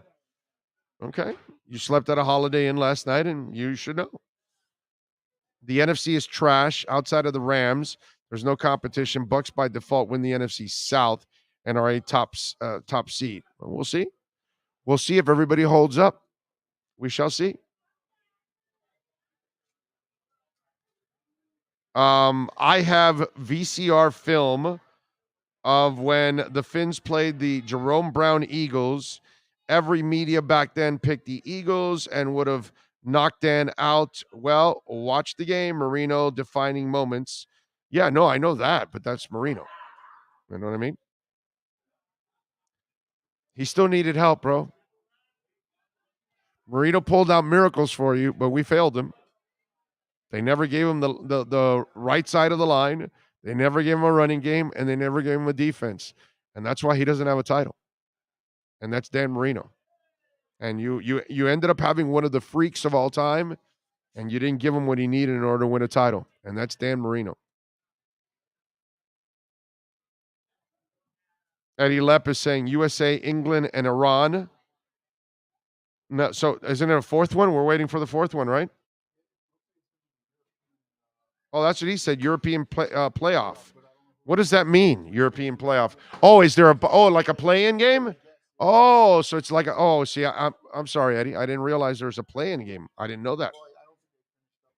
Oh, they haven't finished up the qualifying, is what you're saying, or something? Okay, I don't know. We might have Ukraine in our group. Oh, okay. Wow, those poor people, man. So those guys weren't sent to war; they were sent to go to the pitch. No, you will not go to war. You will go to the pitch. And they're like, yeah, soccer clap, soccer clap, soccer clap. I'm not going to war. I'm going to the pitch. What? I was going to say something, but I can't transition from what you just talked about to what I was about to talk I got to kind of make light of things. I got to have some fun here, bro. No, you do, but I was going to have a segue for that? about You have a segue for that? No, I can't. I can't segue to what I wanted to segue to because I wanted to ask you about LeBron James. Okay. Okay. It's okay. He didn't want to go to war with the Heat. He wanted to go away and go other places. I will ask you this: What? Douche move by him for what he tweeted out. Oh, what did he tweet out? I'm sorry. I'm out for the season officially. See y'all in the fall. Remember what day it is, though. Oh, okay? yeah, he's a douche. But he's also injured. But he's been a major douchebag his whole life. It's just, I mean, He's a major douchebag. While he does a lot of good things and all that, he's a major douchebag, bro. What he did to Cleveland, what he did to Riley, there. Like that, it's like, I mean, no, you're sitting out injured already. I mean, Nobody does that. Nobody does that. But that's, yeah, he's always been a major douchebag. Yeah, that's never changed. Just because you're a great player doesn't mean we have to accept you as, hey, look, Aaron Rodgers looks like he's a first-class a-hole. I was reading a story the other day where Shailene Woodley's friends hate him.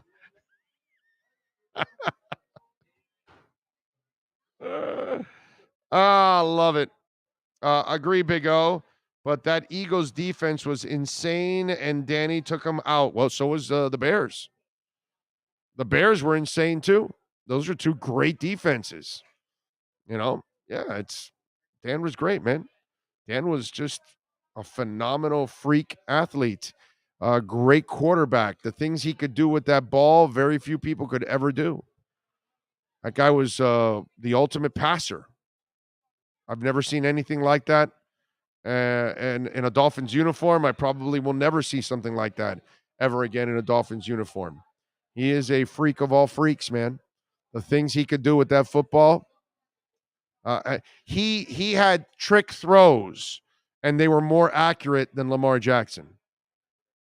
He could throw behind his shoulder and over his head and be more accurate than Lamar Jackson ever could be, even in his dreams. I know, but it's accurate as hell. It's accurate as hell. It's accurate as hell. Go look. This is I have a Lamar Jackson disbeliever here for me. Go look at Lamar Jackson QB. Go on YouTube and just go look at Lamar Jackson QB challenge. I just want you to look at him trying to throw at standing still objects, and then talk back with me there. Check back with me on that one. Okay, check back with me on that one. But anyway, I don't think you've never even seen Marino's trick throws either. Probably never did. I know he never got a ring. Yeah. Yeah, that I just talked about it because he had no running game and no defense, baby. That's it. It's pretty simple. You got to be complete to win a ring, man. What quarterback won it without nothing? I'm waiting. No, don't give me that chewing shit. You were spitting out food just a minute ago trying to go back at me. Don't give me that. Don't play that game with me. I just saw you. You almost hit this man here with a chunk of food.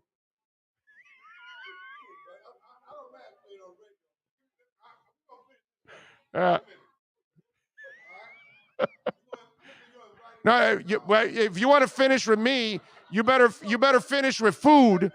You better finish with food first, because I don't want to be filled with food.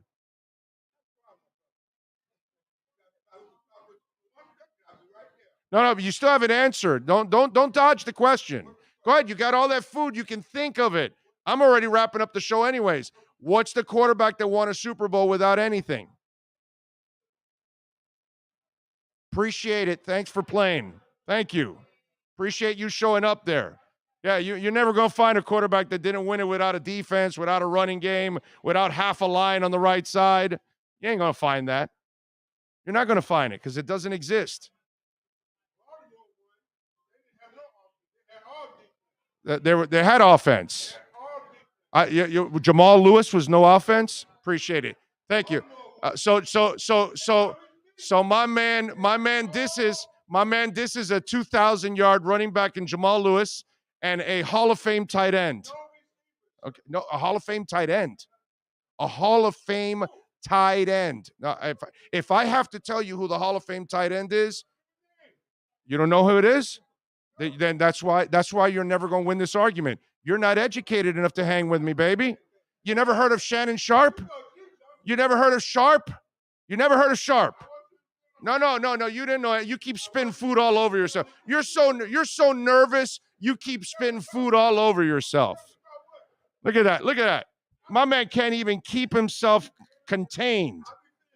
He's a fountain of food right now. A fountain of food. The rug is eating more food than he is. Anyways, we're out of here. We got to thank Omar Kelly for joining us on the program. Let's see, who else do we have here on the show?